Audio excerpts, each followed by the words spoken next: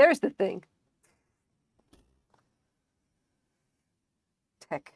Tech is a thing. Ladies and gentlemen, boys and girls, non-binary folks of all ages, it is 9 o'clock. It is Vancouver, BC. It is a Sunday night, and it has been pissing rain outside, as if Poseidon himself has a grudge against my neighborhood. So we're going to get some crochet done. We're going to get some chill stuff done. This is going to be a very chill stream, I think, because it's like, it's the post-COVID stream. Daz, how's it going? Pat, good kitty. Hi, Shannon. Hi, Shannon Renner. How's it going? Hope you guys are doing all right over in Coquitlam. There's the thing. Yeah. The tech is an ongoing issue. 1, 2, 3, 4, 5. Yeah, the tech is an ongoing issue. We're not going to talk. We're not going to speak of it. Because there's this constant battle between whether, like, the things I would like to do to the stream, plus my brain effectively throwing up its hands and going, well, nope, can't deal with this shit, and then it just wanders outside to have a coffee, and then I just get, it's whatever. It's basically whatever is left in the detritus that is in its wake, and we just kind of go with that, which is okay. It's fine. What a great color! Yeah. So this okay is going to be the start of another one of the Skyrim shawls, the mantle of the Dovahkiin. That is the fancy pants name that I'm calling it. This is the original pattern, as in I got this lovely new book, which is just like square dots, whatever. And I thought, I'm going to bless this book with a cool pattern, and I ended up drawing this. And I thought, this looks just enough like the Skyrim dragon for me to be happy with it. And then I went and freehanded the whole thing in about 3 days, because that's just how we roll. Now, the important thing is that if I want to actually sell this pattern, I must write it down. So that's what we're doing tonight. We're basically going through the pattern somewhat slowly so that I can write it down. And yeah, it's fine. Anyway, for your reference, the yarn that we've got going on is this stuff. It is Lion Brand. That's not that in English. Yeah, Lion Brand is called Shawl in a Ball. And this particular one, that was the colour. Why don't you say what the colour is? Oh, here we go. There we go. Wind chimes. There we go. Okay, I've calculated it out already. It should be 2 skeins of this. Should be enough to create one Skyrim shawl. Yeah. So this isn't quite a pattern test, as it were. This is more like I need to just do it again and write it down, and just so I know that it does work. Like the pattern does work. It's just that when I was doing it the first time, I wasn't writing it down. I was just like blast through it, So we're essentially doing what we should have done the first time. And we're just going to go ahead and make it, And I keep having to remind myself that I'm not doing triples, I'm doing doubles. Because I've been making a lot of bags lately, and I'm telling you what, the muscle memory goes a long way. No, actually, Dad, I don't know if you've seen it. We have the proof of concept already. This is the proof of concept, all right? This is the glorious Skyrim shawl, which I'm going to try and hold it up. Here it is. You can kind of see it. Sort of, maybe, I don't even know if I hold it up above my head. Can you see this? Can you see the dragon? The important thing is, can you see the dragon? Okay, there we go. There's the dragon, right? Right, okay, yeah. So, this was the first one, okay? And I did that on a Karen crystal cake, which has since been discontinued. So now, I have to do it again, effectively. I gotta do it again in yarn that you can actually buy. Because there's no point actually to putting the pattern together, and because people are going to ask us hey, what yarn do we use to make this thing? And yep, I just happened to make the first one in a yarn that has since been discontinued, and I ended up having to go to Michael's and look around for something that was as close as possible to it, so that I could make another one, just so I can say, okay, yes, you can make you can make this shawl. You need this yarn to do it. You need this much of this yarn to do it. And this, of course, assumes that I've actually done the calculations correctly. Who knows? It's entirely possible that I've overestimated or underestimated, but that is going to be my mistake to make. And of course, I've got to put that into the pattern. Yep. Yeah, it's a fun, I'm finding that being a pattern designer is a weird experience. You know what? Because it is one thing to be able to sit down and just kind of make anything that comes into your brain. And by and large, I just go ahead and do that, you know, because I'm just like, yeah, crochet, it's fine. It's fine. Crochet's my thing. Crochet's my thing. However, when it comes time to actually sit down and explain to someone else how I did the thing, how I did this particular whatever, I end up going, just look at them going like, but you do the thing, and you put the thing, and the hook goes here, and you put this, and I realised that if you actually want to sell a pattern, it is insufficient to simply repeat the words, you do the thing, for 3 solid pages and call it good. That is unacceptable, you know? No one's going to pay money for that. Not to mention being entirely incomprehensible. You know, anyway. Like, it's got to be, you got to put a pattern together in such a way so that it can be accessible to as many people as possible. And that is generally the aim. So I have to include visual reference, which is that. I'm going to be actually drawing this out properly. This is just literally me scribbling. The who's this going to think about? Exactly like that. Yeah. People are like, what's the recipe? And I'm like, I don't know, put these things in a pot and cook. Yeah, I know, right? It's like, it's that exact feeling. It's like you just put the thing in the what's and it just means, and through instinct or magic or some kind of sixth sense, we don't quite know, it all just kind of works out. Anyway. So the important thing about the pattern is that it has to be kind of accessible to as many people as possible. Crowbar Scout, how's it going? As always, I love your lurk symbol. Anyway, I wrote up a pattern for my market bags, which, by the way, I have been crocheting a million of. I'm up to I can knock one of these out in about maybe if I sit down and do it start to finish, it's like 3 or 4 hours tops. I can just crank those suckers out. And the pattern, I think, works really nicely. It produces a really big, lovely grocery bag, you know, something that I think people really like, you know. Step 1, have lots of experience. Step 2, do the thing. Yes, exactly. But yeah, like I've been just cranking those things out. So I actually sat down and wrote the pattern out, and it is 15 pages. Because I realized swiftly that like it's not enough to just say, you just make this shape with corner to corner crochet and then sew the sides and it's good. Like, that's not enough, okay? It's something that's just not, it's not enough. I'm not going to tangle up my yarn. Good job, me. Let's untangle it. Oh, just in case, this is today's flavour. Now that I am now COVID-free, I finally managed to get to Costco on a bus slab. Balance has been restored to the system. Now, let's just untangle this and we can continue on our nonsense. Come on, work with me. Work with me. We got a lot of things to do and not a whole lot of time to do it in. There we go. Grant. Right. Yes. Here we go. Now, in case you're wondering, right, in order to make this, we have a 5mm hook here.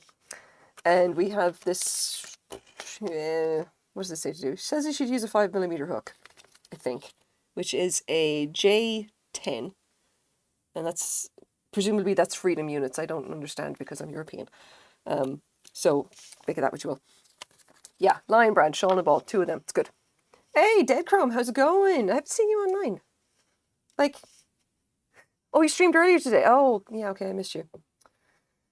The cherry seat, Matthew, you know nothing. You know nothing. I'm just saying, I'm not sure we can be friends anymore. Cherry is my favourite flavour. Absolutely love it. Dead Chrome, I was in Stealth's stream earlier in the week. He was playing Witcher 3, like the Wild Hunt, and that game is wild and also incredibly strange. I can't get over all the anomalous like English accents. It's like, it's just, and I don't know if this is like a thing in The Witcher in general, okay? Because I've never seen the TV series and I'm not inclined to. It's not really my kind of fantasy, if you know what I mean. All right, but if you guys actually have seen The Witcher, all right, the curious thing I saw when I was watching The Witcher game anyway, because I've never really seen the games either, right? I was just watching because Stealth was playing them. And I'm always interested in watching new and interesting games. Anyway. Now, here's the thing. If you're actually watching The Witcher, the game, all right, everybody in this game has an anomalous accent from somewhere in the British Isles, including Ireland, which is fucking weird, okay? Just incredibly weird. Except for Geralt, except for The Witcher. He has an American accent. And I think there was maybe one other character that also had an American accent, and it was always just kind of this weird, generic kind of Midwestern, you can't really nail it down kind of thing. And I was like, what? Like, and I was struggling to understand. It's like, what logic is there with these accents? Like, presumably there is a logic. I'm not sure what it is, but it was just so strange. I was like, why would he have a different accent? Makes no sense. Yeah. Unless everyone from Riviera is, has an American accent. I just, I'm questioning things here. American with large eyes. Yeah, there you go. Strawberry is A tier. Okay, look, okay, maybe we can be friends. Strawberry is indeed awesome.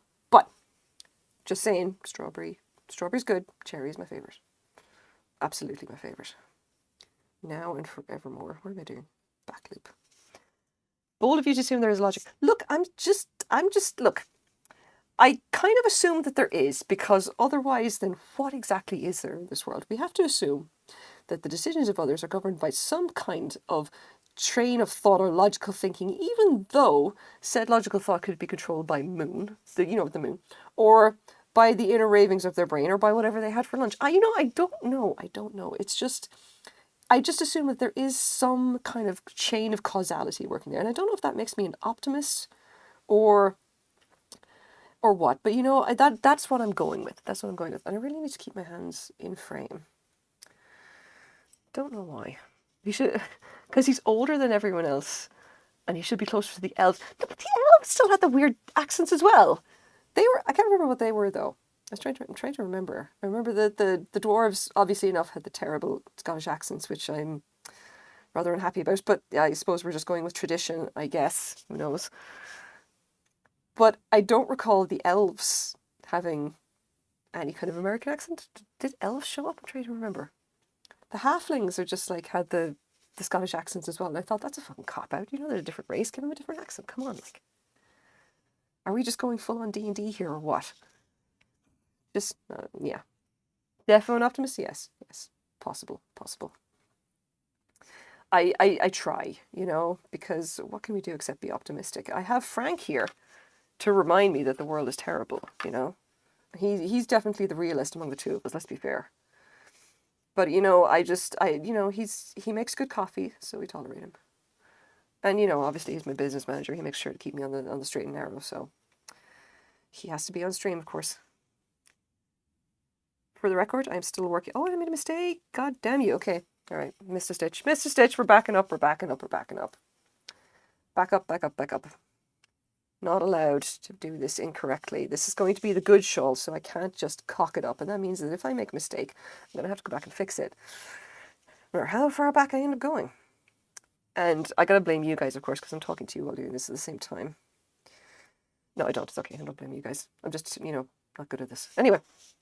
I'm not saying they got it correct in the game. I'm attempting to apply logic to a video game. Okay, well, I mean, you know what? That's something. That is something. And if we're going to have some weird logic, at the very least we can do is ask for it to have internal consistency. So if I find that the elves also have strangely out of place American accents, I will accept the canon that the reason that Geralt sounds so fucking weird in the middle of all these people speaking with British accents, etc., and Irish accents, of course, that the reason is because he is old, from olden times or some crap. Actions, commands. No, there you go. I'm sorry. I don't know how to tech anymore, so I don't know how to make the commands go. Sorry. And I'm sure that most of my commands are just whatever crap I've kind of pulled together. Or someone told me I had to add, or if River's around, the stuff that she's added for me, because I realized that I needed, some kind of command to do whatever, and I'm like, you know what? I don't know how to do that. I barely know how to use stream elements. So we're just, we're not working with the best material here, which is, it is what it is. And if you're looking for more commands, like I did for the Easter egg hunt, sorry, they're all gone. I will come up with something better the next time we do some kind of event or whatever. I still have delusions of coming up with some kind of a little game or whatever that we can play on stream, because I think that would be fun. And I do so enjoy writing RPGs. Little known fact about me, I used to be a GM, and I do love putting together games like that, especially one-off scenarios and all that kind of crap. Did long-running campaigns for ages and I loved it.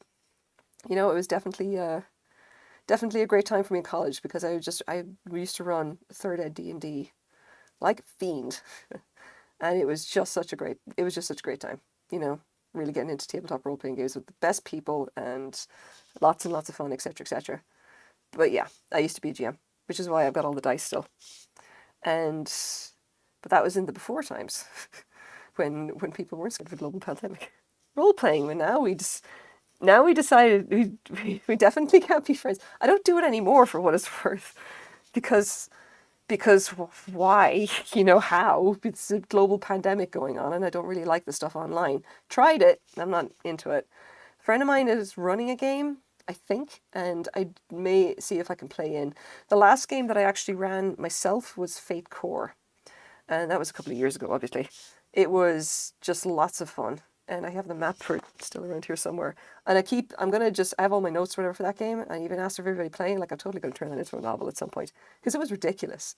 You know, it was the exact kind of ridiculousness that I thoroughly enjoy myself. Oop, no, okay, I'm going to go wrong. Right. So if you're wondering, if I can get this properly on camera, this is the point that we are at here. And this corresponds to this little diamond here. So we have, I'm basically just at the start, we have all of this to go through. It's going to be long. Not going to lie. Where are we going? There we go. Yeah. Now, funnily enough, yeah, I've written it down here. Karen Crystal Cake.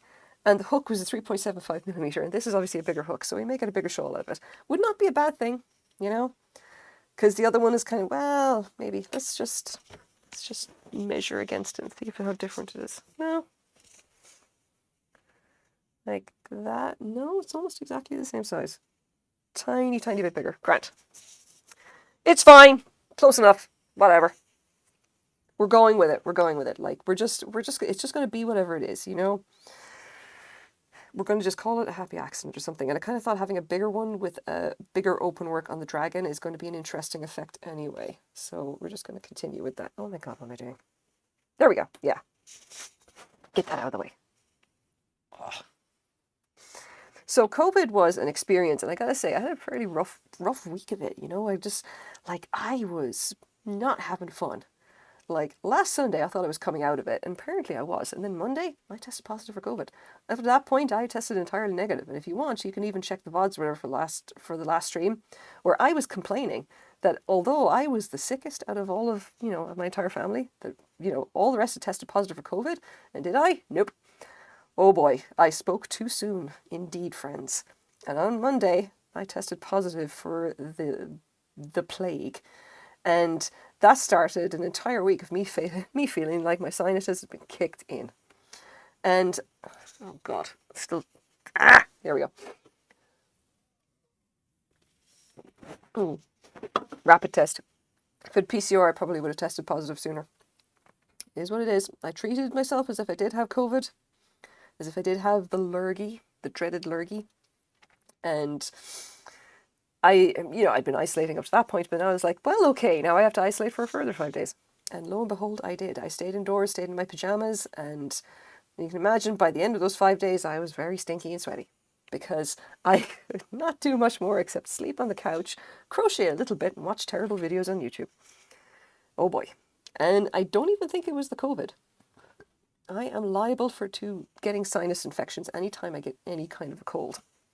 So basically what I think was happened was that for the first week I actually did have COVID, eventually tested positive after I'd fought it off, and then immediately got a chest infection, not so much a chest infection, but a sinus infection.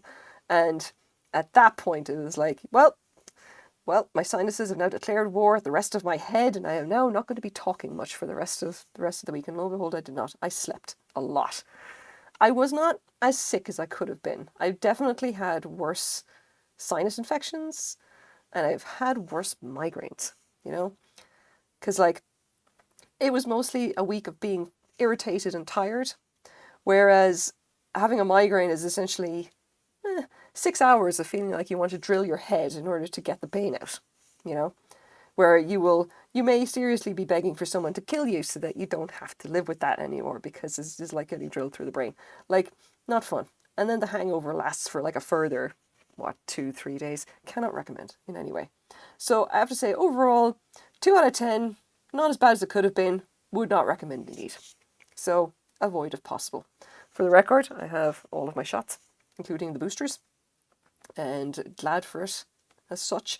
I'm not immunocompromised in any way, as far as I know. A friend of mine that I actually caught it from, she was immunocompromised, and she has taken an absolute beating from it. Difficulty breathing. She did not have to go to the hospital, thank God, because she also had all of her shots. But she is a sick little puppy right now, and I got to catch up with her during the week and make sure she's doing okay. Any good sales at Costco? Ooh, they're having a sale on bikes, I think. I go to the Costco in Richmond, though. So, a long way for you guys, I think. Ooh. Oh, they're also having a sale on toilet paper. So if you guys want to get into your whole, post-apocalyptic prepping kind of thing, and you want to get in the good stuff before the second, fifth, I don't know, whatever wave of COVID and strikes again, I don't know. Whatever wave we're in,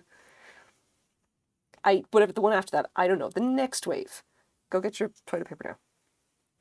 Just saying. They had God, how many pallets of it? There's it's like pallets stacked too high. Need to keep mentioning potential sponsors. Costco are not going to sponsor me unless they start selling yarn. And at that point, I'm going to be camping outside their door and begging them for me to be a sponsor. Yeah, because I was just like, I'll pay you. Just let me be officially sponsored by you. Like, can I do that? Just here, take my money, give me all the yarn, and I'll mention you at every possible point in my stream. That'll be fun, It's probably the only way I'm going to get decent yarn at this rate. Because I was in Michael's buying this stuff, and this was the best of a bad bunch, I'm telling you what. They have nothing good in there. And although, yes, I could go to a specialty store, I kind of wanted to commit to getting a yarn that is easily available to everybody. Because I love the specialty yarns, the hand-dyed stuff, the stuff that's merino, the stuff especially the Noro yarns that out of Japan, and they're $60 a skein, and they are the touching clouds. I love them to bits. And yes, how many people are going to be able to afford to buy that much yarn? Yeah. Costco is great for stocking up. Tell me about it. I wish I had more storage space at this rate. It just, yeah. Noro yarns are, oh my God. Okay, I was in a yarn shop in Vancouver, right? Lovely yarn shop. And it was dangerous for me to be in a yarn shop. And in this case, I was in a yarn shop because I had a $25 gift card, okay? And I was literally wandering around that shop, right? And they have an entire wall, okay? A wall of Nora yarns with the silk and cashmere blends right up in front, all right? And all I was doing was wandering around the place, giggling quietly to myself and squishing them. And it was beautiful. Oh, it was like squish, squish, squish, squish. Oh God, I have to put this back. I can't spend $60 on it. Anyway, I ended up getting two skeins of Nora yarn. And I got to do something nice with it for myself. I'm like, nobody else is touching these. Seriously. Same thing with Sweet Georgia. They're literally right next to me here. Like, oh boy. I love that place. I would just go in there and be weird at them. And then hopefully they're used to that kind of thing. The toilet paper March Madness was very interesting. Someone did a supply chain interview with the paper manufacturers. How do you deal with 800 increased demand? Actually, you don't. Oh my God. I know. Now the weird thing about Canada and Vancouver anyway, right, is that all the toilet paper for these particular brands, for Costco and everything like that, is made in New Westminster. Right essentially in, here. We're not going to run out of toilet paper anytime soon. No, it's not going to happen. It was just very strange. Where does the burnout that all around is on fit in the scale from hateful to cloud? Look, I have a bunch of burnout, all right? Burnout cotton, right? I have so much of that stuff. And it's normally good, hard-wearing, nice yarn. Actually, here's my bags are over here. Hold on. There you go. Put that back on. Right. Look. See, okay, so here's the stuff, right? This is burnout handicrafted cotton, okay? This stuff, all right, is what I would consider to be this is like the Toyota Corolla of yarn, all right?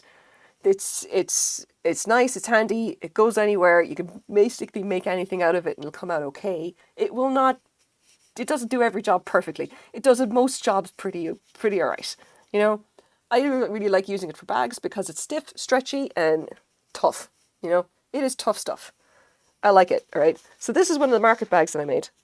okay, using corner to corner crochet, the thing that I wrote out the pattern for. This is the little one that I did last week, and this is the big ass one that I did the week before, right? Like this one takes me, I don't know, 3-4 hours. This one takes me a little less, about the same.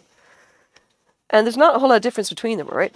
But that yarn is just like, seriously, that is like, it is like your standard, your good yarn. It is literally like a Toyota Corolla, You know exactly what you're getting with it. It's not going to be like the best possible yarn for any given project, but it's a yarn that's good workhorse kind of thing. It just works, all right? It's pretty good. Now, here's the thing, okay? Here's the thing. The hate fiber that I got was some of that, okay? It definitely was. Now, I don't know who happened to this yarn, because I'm pretty sure it was burnout. I think I still have the tag for it, and it's definitely burnout, okay? One of the burnout types or whatever. And something happened to it. I don't entirely know what. That transformed that yarn into our normal stuff here, into what I can only consider to be like the sociopath of yarn, the yarn that refuses to work with anybody, that hates you at a deep and visceral level, the yarn that literally needs to be put away for its own good and never looked at again. Okay, and I'm not entirely sure what happened to this yarn in order to cause this effect. All right, all I know is that working with that yarn very much felt like the yarn really hated me and wanted nothing to do with me. And as a result, the rest of that yarn, which I still have, by the way, I'm not letting that go to anyone else, that is going to be at some point taken outside and ritualistically burnt as an offering to the yarn gods, because some monsters should not walk this earth, including this yarn. I just have to figure out a way to do it that won't get me arrested or have my neighbours asking questions. And that's a work in progress, I still have it. It's not with my rest of my yarn, okay? We can't let that thing sit near the rest of my cotton yarn. My cotton yarn is over in a box over there, and we're keeping it segregated, because God forbid whatever has infected this stuff get into the rest of my stash. That's worse than moths. Worse than moths. It gets recalled. I don't know. The coral and blue, I do love it. That is actually that's not discontinued. That is actually something you could buy at Michael's. I ended up having to get an extra skein of the little stuff in order to finish that bag. Highly, highly recommend. Lovely colorway. I really like it. Stiff, stretchy, and tough. No, you are not taking things out of context. That would be silly. Probably has something to do with the yarn's relationship with his mother. Yes, absolutely. we need an emoji for ritual yarn burning. I'm going to, yeah, you know what? I'm going to tell Quaid to, is Quaid here? Because I'm going to ask him. Or else I'm going to draw that myself. I drew a little emoji of Frank sleeping on a yarn ball, all right, which I thought was highly cute. And I got to figure out how to do the emoji thing. How do you turn that into an emoji? Because I do not know these things. I know how to use Procreate, kinda. I end up having to ask Quaid most of the time how to do random things. Like when I'm drawing diagrams or whatever, and I was doing that for the pattern for the market bags, I was like, how do I do this thing? Because I have no idea. And how do I just, And of course I could Google that stuff, but I'm not going to. I'm going to ask him. At my apartment complex, there's a dedicated bonfire area befitting to burn it there. Ooh, I wish there was something like that here. I wish we had like a fire pit or something. We don't. And we're not allowed to burn stuff on our... I have a little balcony and also a little garden patch. And as far as I know, we are not allowed to burn stuff on either one. So I may have to go someplace else. Use all your Quaid range channel points. I actually probably don't have any, which tells you... Because I'm usually in the room when he's streaming, so it doesn't make... There's no point in me watching, because he's like right over there. Yeah. Okay. Yeah, maybe I'll have to start watching now just so I can save up some channel points. I gotta keep my hands in frame. What am I doing? On the subject of streaming, I am definitely going to commit to streaming during the week, because now that I'm basically recovered from COVID, and I gotta kind of get my ass in gear, and just kind of get on top of the streaming thing. And one of those is like actually committing to streaming about like writing and stuff, because I gotta get back onto my novels and at least pretend to be a published author. You should bury it in someone else's garden plot and see what grows. Oh my god. That's... You see, that is a perfectly evil idea, and yet I don't want to inflict this on anywhere else, and I'm afraid of the evil getting out. Like, I really am. At the moment, it's kept, like, right next to my main toolbox, where I can keep an eye on it. And I gotta be careful with that. Like, we do not want to put a curse on anybody with this stuff, okay? We're not that kind of witch. Well, I mean, I'm not that kind of witch at all. I'm not a witch at all. I know that kind of witch. I personally am not that kind of witch. Because I'm not a witch. 1, 2, 3, 4, there we go, 5. Did I do? Oh, I did. When you make it the stitch count wrong, I should not be doing this with knife grip. It just does not work as well. It is patently annoying in some ways. Yeah, you know what? We'll just keep going. We'll just keep going. To burn things, you need an agricultural permit. Well, look, I'm not going to be telling anybody I'm doing it. I'll just, do it quietly and try not to be obvious about it. And hopefully it won't make too much smoke. I don't know. It's going to be an experiment. I don't know.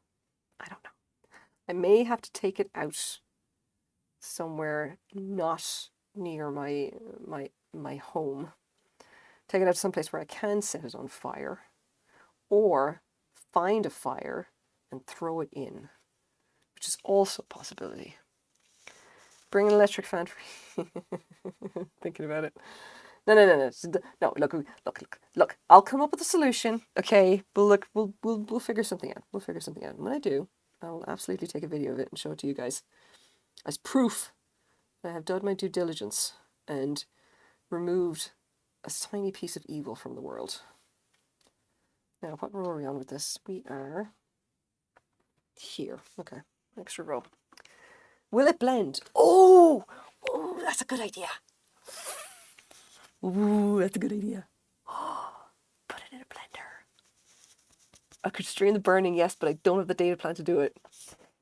I need Wi-Fi. I don't know how I do that. No. Blending. Genius. I like that. Will it blend? Now I just got to find someone who has a BlendTech blender. And then say, hey, look, I've got this really interesting question for you. This is cotton yarn. Can you turn this into fine cotton dust? Because if I've got fine cotton dust, then I can put it into my compost bin. And I think it'll compost up real good. Because worse things than that yarn have gone into my compost bin and come out decomposed and rendered inert. It can be fine. Add the water for more splash. Yeah. Like I said, well, I don't know. I don't want my compost to be too wet. You gotta be careful with that stuff. Just saying, that's got possibilities. If I blend it down real good, mix it in my compost, the thing will decompose in no time. Who knows what it'll grow? That or just I'll just put it into one of the beds or whatever around around my co-op, around one of the community gardens. Just it'll be fine. There's a whole bunch of land around here that belongs to the city that nobody cares about. So if the little patch of it decides not to grow or anything for 500 years, I don't think anyone's going to notice. I then write a horror novel. I wonder if you pulped it down enough, you could make it into paper and then write a horror novel on it. Ooh, that is metal as hell. And I don't know how to make paper. I can do every other step up to that, after that. I can know how to typeset a book. I know how to write a book, obviously. I know how to write a book. I know how to typeset a book. And I know how to print the book out and then bind it, okay? Although I don't think I have enough yarn, which would be a bit of a blocker there. Taking hate fiber and turning it into a horror novel. Ooh, and the other problem is I don't write horror, and I'm not good at that. I can do almost any other genre. Horror and me don't work. It just, call it a personal failing. I think it definitely is. I'm not a horror person. You don't need BlendTech. Any blender will do. Actually, a no-name blender would be better. If there's a course you'd rather have... Yeah, I could actually have a cheap thing. I'll have to see who's got a blender. I don't know if I have. I think I have a hand blender. And I feel like that's not going to be sufficient. Because the problem, all right, is that I get the feeling that any kind of cheap blender is just going to get twisted up by the fibers and then it, you've got broken your blender. I think BlendTech at least has a shot at blending the whole thing down before it gets really, really nasty, before it really starts to snarl things up. I don't know, I don't know. It's going to be a thing. Yeah, go for my next reference. thrifting trip. Oh man. I did actually have a coffee grinder, and now I'm wondering if I should have kept it, although it probably wouldn't work for yarn. Secondhand stores, like you would not believe. I thrift like you would not believe. Oh, we were watching Antiques Roadshow earlier. Oh man, someday I'm telling you what, I'm going to get to Antiques Roadshow and I'm going to show off some of my stuff, and they're going to be like, hell yeah, $100,000. Ah, that's the dream. It's the reason why I keep filling my house full of weird stuff. The stuff that I don't sell, that is. Ooh. I want someone to... Listen. Somebody redeem the show a vintage item thing. Just trust me, okay? Someone redeem it. I know one of you has the channel points, goddammit. Someone redeem the show a vintage item thing. You just trust me, it's good.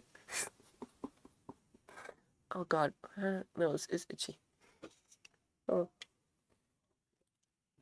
Generator, awesome. Okay, hold on.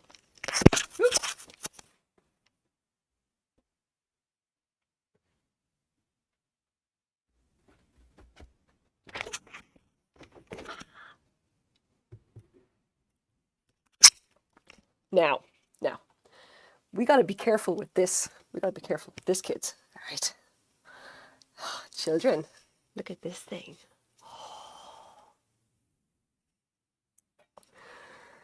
Oops, I got to be careful. Nearly knocked over my thing. Now, this is huge, by the way, so if it's not going to fit, I'm sorry. Let me just... turn... No, I can't turn the camera. God damn you. That's... Okay, that's a little better. Okay, there we go. You're missing Frank, but I'll move it back in a second. Okay, this is a vase, all right? This is a hand-blown glass vase, and the thing is tall for the record. This thing's like, what, like 15 inches tall? Definitely hand-blown. Oh my god, definitely hand-blown. This thing, all right, this is special, all right? I saw this in a thrift store for $5, and I nearly had a heart attack. I was like, I have to have it. I don't care what it costs. I have to have it. Reminds me of Chihuly. I should be so fucking lucky to get a Dale Chihuly. I swear to God. No, this is unsigned, okay? I have no idea who made it. It is beautiful beyond the ken of mortal man. I put a picture up on Instagram on my vintage thing, and oh my God. I lost my mind when I saw this. I was like, it's fucking incredible. This is one of the most beautiful vases I have ever seen. And I was like, I'm having that for my own collection. I don't care what it's worth. I want it. And I walked out of the thrift store like this. Because I was like, give me. Buy this and get out of here before they stop me. Look. I have no idea who made it. Okay? No fucking idea. It's, again, unsigned, all right? It has a polished pontil at the base, okay? And it is definitely made by someone who cared about what they were doing, because it is fucking nuts, all right? I have never seen this flame effect before. I've seen a lot of art glass, all right? Lots and lots of art glass. I've seen shit tons of art glass of all different types and from all different eras at this point. Oh damn, no. Like, I just don't know, all right? Look, it's like, no. So somebody's great aunt took it last month class and they cleaned it out her apartment. They didn't know what to do with it. Look, so here's the thing. I know enough about glass and art to know that somebody who made this knew what they were doing. I don't know who made it. I just know that it's fucking beautiful, and I've never seen that flame effect before.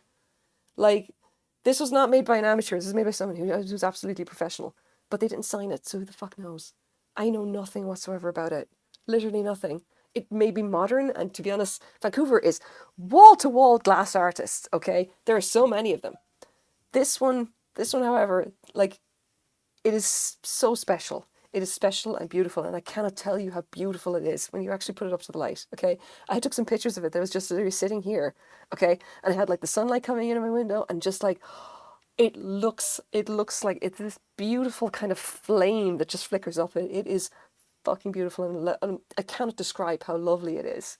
It is so, so cool. And yes, very unusual.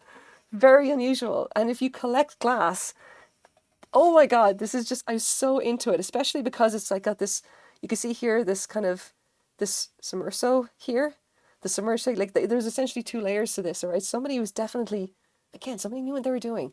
They have the clear glass and they have this on the inside. and they drew it down and then ruffled it out here, and they got this spiral flame at the top. How? No idea. They did it so well, and you see those stripes? Like, I've seen amateur glass. It doesn't look like this. This absolutely looks like someone who knew what they were doing. It honestly, it reminded me, I think, of like the Olympic torch, like someone decided to do an artwork or something of the Olympic torch, and it was just like, I fucking lost my mind over this. I'm sorry, guys. It's just like, oh, my. And now I need to go put it over here out of the way so that I don't hurt it. Because, yeah, okay, sorry, back to crochet. Like, thank you for letting me nerd out about glass for 2 seconds, just because, like, I can't get over that phase. I honestly can't.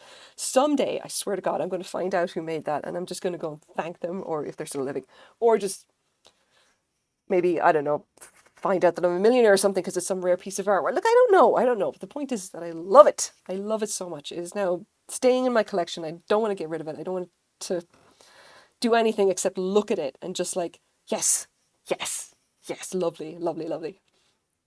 Yeah, it's just, that is entirely my jam.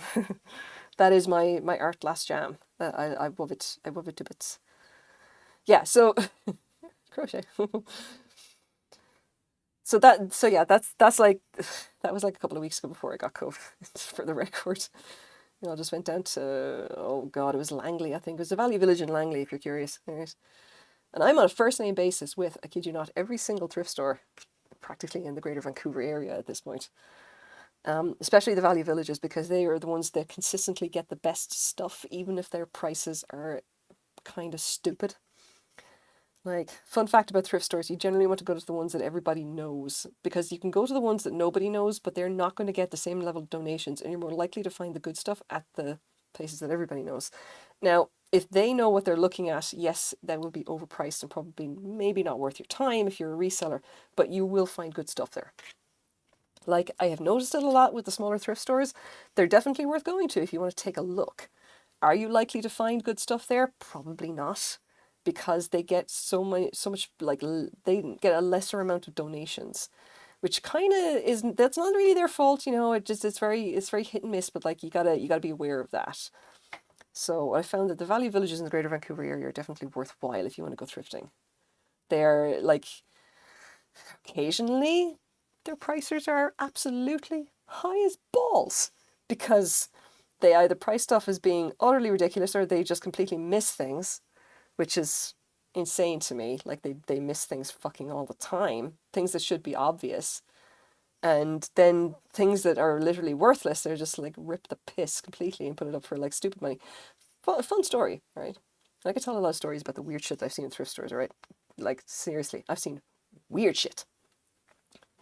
One time, I was in Valley Village, I think on Victoria Drive here in Vancouver. And I was looking through their display case because I kind of take a look through, see what they got. I generally don't ever ask to see things out of the display case because they usually have a better idea about what things are actually worth in there, and I ain't paying those prices. Anyway, so I go looking through their display case, especially the handbags, because one of my other lesser known skills is being able to, is knowing something about handbags, especially designer handbags, for no reason at all. I just have a lot of weird knowledge. And I ended up looking through their display case, and what did I see but a Louis Vuitton monogram pochette, all right? And if you're not sure what a pochette looks like, it's essentially a very small little bag. It's about yay big, all right? It's got a strap that can either go from one side to the other, and it's meant to be held like that, or a strap that kind of, you can unclip from one side and clip it to the same side, and it becomes a little hand strap, and you just hang it off your hand. Like, I personally think that they are utterly impractical. They're there for rich people to, go out clubbing or something like that, and they want something that holds their lipstick and their phone or some shit. I have no idea. Any bag that doesn't carry, like my regular, like, handbag holds so much more stuff. So, like, unless I've got something that carries, like, my wallet, my meds, I need to keep painkillers with me for a start, and a whole bunch more stuff, like my driver's license, blah, blah, blah, and, like, all that kind of, yeah, I know. I don't even carry my phone in my bag because my phone is on my person at all times and I don't have any room in my bag. Anyway, that's what a pochette is, all right? Louis Vuitton pochette. Now, what would a pochette normally retail for? Last I checked, about $16 to $2,000, I think. Because it is Louis Vuitton, it is designer, you're paying for the name, you also pay for the craftsmanship. I don't want anyone to say that Louis Vuitton is not worth it. Coach, by the way, is not worth it. Okay, pretty clear. Don't buy Coach. Coach is absolutely not worth it. I don't care what anyone says. Buy second-hand Coach if you feel like it. Buy vintage Coach, absolutely. Right? Don't buy new Coach. You're overpaying for stuff that is absolutely not worth it. Louis Vuitton, though, they are. But I mean, you're not paying anything under $1,000 for a decent Louis Vuitton. Let's be clear. Anyway, I had a look at this bag, all right, and I was interested in it because, you know, like, I'm just, you know, I've got a passing interest in Louis Vuitton, the brand, not because I want to own one. I'm just fascinated by the trappings of excess, and I asked to see that bag, okay. And I picked it up and just looked at it and everything like that, examined the inside and outside of it, and I was like, okay, this is actually a genuine, like, Louis Vuitton monogram pochette, which is something. They know usually they get the fake stuff, all right. I see fake stuff all the time, you know, but I asked them for the price and they said, oh yeah, it's $1,500. And I was just like, I'm sorry, what? Wait, hang on. Let me just take a check here. I just want to take a reality check that what shop am I in? I am in fact still in Valley Village and I have not been transported somehow by magic or TARDIS or who the fuck knows to the middle of downtown Vancouver, to the Holt Renfrew, whatever the fuck it's called, that actually has like a Louis Vuitton store, okay, where you can walk in and spend money on brand new Louis Vuitton handbags. And I, you know, shockingly enough, I literally stopped and, quick head to toe body check or whatever like that. I had not been somehow transported several miles to downtown Vancouver. No, I was still on the Valley Village in Victoria Drive, surrounded by secondhand goods. And I was like, okay, thank you very much. And they put it back into the case, and I was like, well, that's an experience. And okay, I'm not saying anything about that. I'm also not going to look too closely at that because, oh boy, that is a thing. That is a thing you're sometimes going to see in the Valley Village stores. They will look at something and their estimation of what it is worth becomes wildly unrealistic to a level I cannot fucking describe. And there's even actually a subreddit for all of this, and it's called Thrift Grift. And I love it. It's like, I haven't bothered posting a lot of stuff there yet. Give me time, though. Give me time. I'll see something that's really outrageous and put it up there. I think that's going to be fun. Okay, where we are with this. So we have this, and I'm going to be starting the base here, so come on, wake up. Come on, keyboard. Work with me. Okay. Open block 1. Next one, this is now row 22. And this, okay. Oh fuck, so I'm using the wrong keyboard. See, that's what I'm like. What are we doing? All right. So that's row 21 is this one. The next one is, this is row 22. Which means that is 20. Oh, wait, yeah. Okay, 22. So that is 20 internal blocks plus 1, 2 here. Yeah. And then the next one is row 23. And row 23. And that is going to have, right, it's going to have one open block in the middle, and then 10 blocks on either side. Right, okay. Okay, right. Fine, we're good. All right, we're still on track. We're still making sense of this, which is the important thing. Like, I have to write this down. Most important thing, I got to write it down. If I'm writing it down shorthand, that's fine. I have to just write this shit down. Because what's going to happen if I don't? Oh my god. I'll have to make the shawl all over again. Somehow. Now, the other thing is that I have no idea what to actually sell the shawls for, because the one that I made previously, okay, like, I love it, and I also worked it left-handed and right-handed. This is being worked right-handed only. So I mean the timing is going to be like it's not the like it's going to be a little bit faster, which means that if I was actually going at full speed, I'd probably get this done in maybe like 2 days, you know. But like, what could I sell this for? Because I'm only selling a shawl for like $1,000. I don't think that's like developer money. That's not really feasible. I keep asking myself, I was like, you got to figure out actually what to sell this shit for at some point. Ooh, I have other news as well. I finally bit the bullet and I signed up for Square and ordered myself a card reader, Square thingy, whatever the hell that thing is called. The thing you whack the card, the tap thing. The tap thing. I don't know what it is. The tap thing that you need to order to sell stuff like in person. Because that is apparently a requirement of like taking like the monies, you know, or something or other. $1,000 be the Nori yarn version. Ooh, I know, right? Right? Like, tell me about it. Like, could I don't even know if I could do that. Like,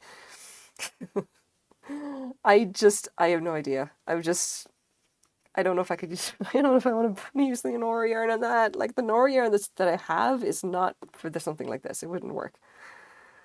I don't know. That was yarn that I bought because I loved the yarn, not because I had any solid idea of what to do with it. Yeah. I don't know. We shall have to see. But like we're making progress on this whole attempting to become a fiber artist in a desperate attempt to avoid going back into tech in any form. And you got to make a go of it somehow, all right? And I figured that like if I'm going to make a go of it, I might as well go all in. And that means I got to learn how to sell online. I have to like I could sell online to people sometimes, and I got to figure out how to sell in person. Like an artist doing commission, oh, like that's a tough one. Like I have thought about taking commissions. I don't take that many. I think I've maybe done one or two. All right. I very rarely do stuff on request because I'm usually busy doing my own stuff because basically no one really asks. And I haven't put in much of I haven't really put it out there that I do commissions because I have no idea what to charge for doing commissions. It would like especially for stuff that's actually complicated. Like I did some amigurumi for my neighbor, and I was just like like a little pair of little Junimos from Stardew Valley, and I just knocked those out in like a day or whatever. But like she's my neighbor and a friend, and I was like, yeah, I'm not going to charge you my time. Just get me the yarn, you know. So she got the yarn and it's lovely like Sweet Georgia Merino or whatever like that. And basically my payment for that job was I got to keep the rest of the yarn, you know. She got the yarn in the colours that she wanted to make the Junimo for her kids, and I got to keep the rest of the yarn, which is like, hell fucking yeah, because that's Sweet Georgia yarn, and I am going to enjoy the absolute shit out of working that stuff. But like for everything else, like how the hell would you judge this kind of thing? Yes, I could make another one of these shawls. Do you want to pay like several $100s for the yarn is the least expensive part of it. It's like this stuff is $20 of yarn, $25, just tops. The real cost of it is the 2 days that it takes for me to work it into this design, and I'd be doing it fast because I mean, I can blow through this because I obviously designed the thing. Square is good for taking in-person payments. You can also use it to send virtual invoice to people and they can pay from their own smartphone. I did not know that. Thank you. I will look that up.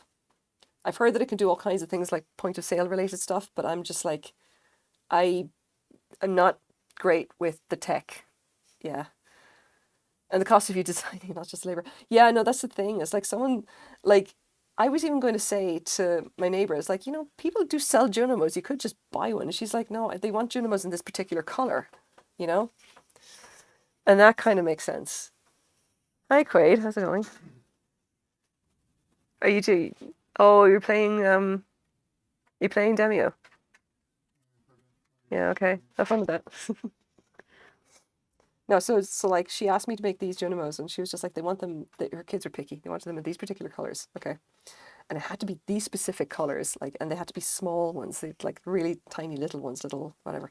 And I was like, sure, fine, that's okay, I can do that. But like if someone came to me and said, oh yeah, look, there's this artist or whatever like that, they have this dress or whatever, and I don't want to pay like the money that they're charging for it, I'm like, I don't want to rip off someone else's work just because you're cheap.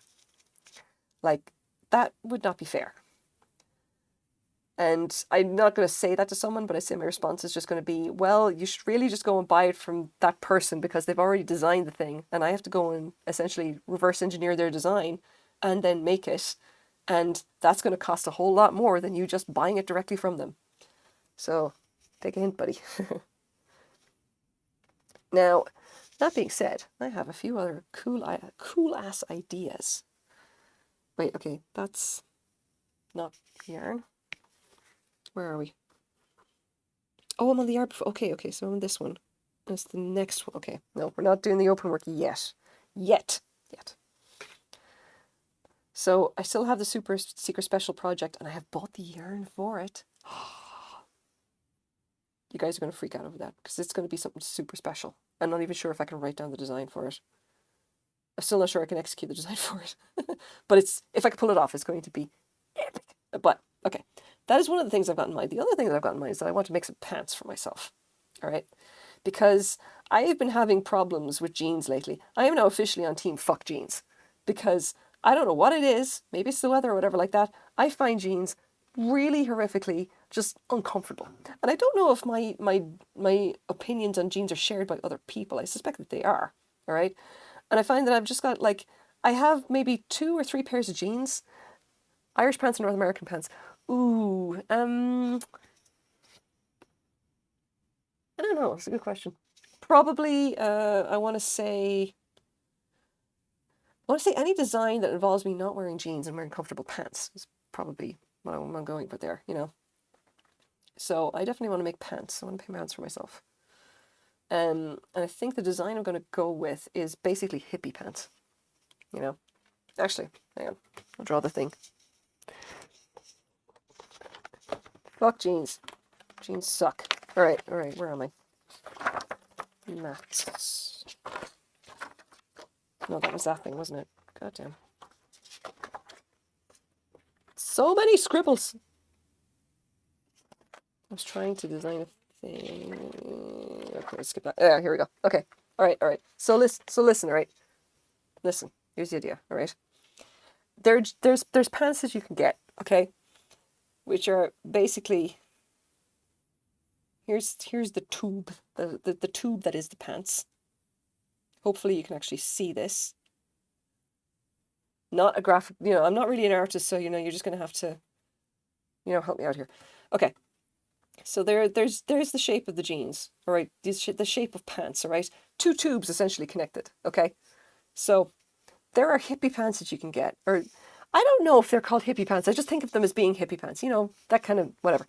So what they are is that they are essentially 2 large pieces of cotton that are cut down the side, okay? So that they wrap around here and you tie them in place. But the way you put them on is that you literally pull them between your legs and pull them up and then tie on the top here, and they fold over so that the bottom of them are like a little bit open like that, okay? Because they're essentially wraps, all right? And the shape, if I kind of pull them apart, would be like, oh, I don't know, like crotch part, and there's a big sheet of fabric here basically, and it's got ties or whatever up the top, something. I'm not drawing it out very well, but look. I know the 3D shape that I'm talking about. I need to actually sit down and figure out the shape that I want, because I know I can work them flat, okay? And when I figure out what that shape is that I can work flat, I'm going to just blow through that, work it flat, and then I will then have pants. That is effectively it. That's going to be pants. And they're going to be loose pants, all right? Nice, loose, comfy fucking pants. And I'm really, I know what I mean, God damn it. I know what I mean. I fucking do. I can see the thing in my head and I just can't translate that into scribbling shit down on a, you know what? Let's just continue with the crochet, you know, just because, you know, it's been that kind of a night. Yeah.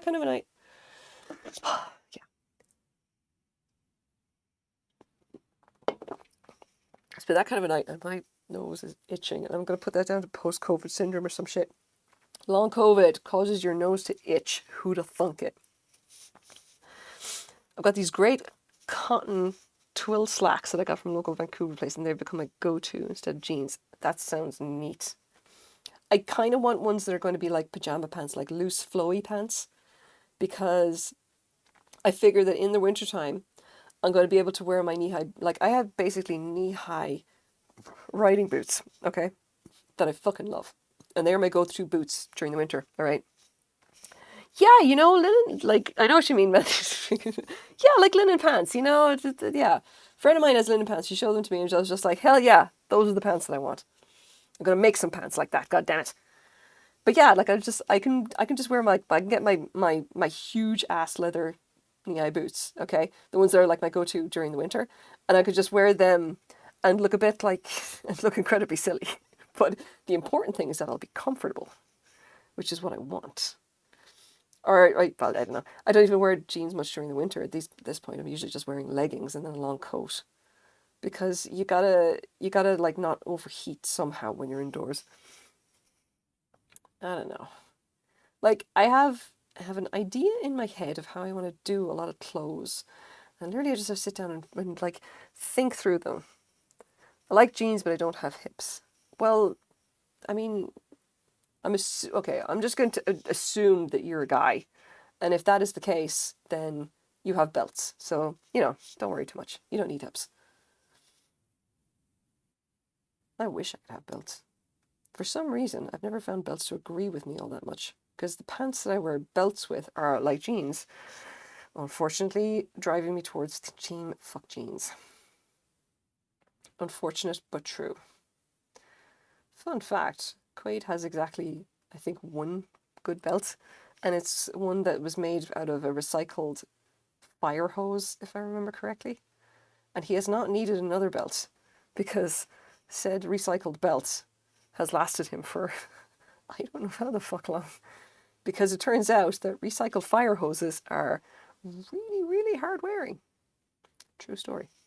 Jeans are now all stretchy. They don't make denim only pants in large sizes. Oh my god, right? Like, I am unhappy with the state of jeans as they are in today's world, especially the state of women's jeans, because the other problem with jeans, and part of the reason I am on team fuck jeans, is because jeans inevitably have zero fucking pockets that are usable. And I'm like, I want to carry my phone in my front pocket like the rest of us, instead of having to shove it in my back pocket like a peasant, and like, not happy about it at all, Which is actually why I need to start. I want to go and check out, what are they called again? Samurai. Because they are the guys who made my enormous, enormous linen skirt, which is literally so big that I can grab the edge of the skirt and lift it straight up over my head and not flash anybody because there's just that much material. I love that skirt. But anyway, they made it. It's fabulous. It's great winter skirt and all that kind of thing. And it has pockets. Motherfucking pockets, man. When I make pants, then pants are going to have pockets. Be an absolute requirement. Unbelt is an Edmonton company that makes great belts with a warranty. Oh, interesting. I tell him about that. There's a local denim garment maker called Decade Studio who make non-stretch jeans, but the break-in period seems like a big commitment. I know, right? Like, I don't know that I want to commit to that long to pants that I'm ultimately not going to be super happy about. Oh my god.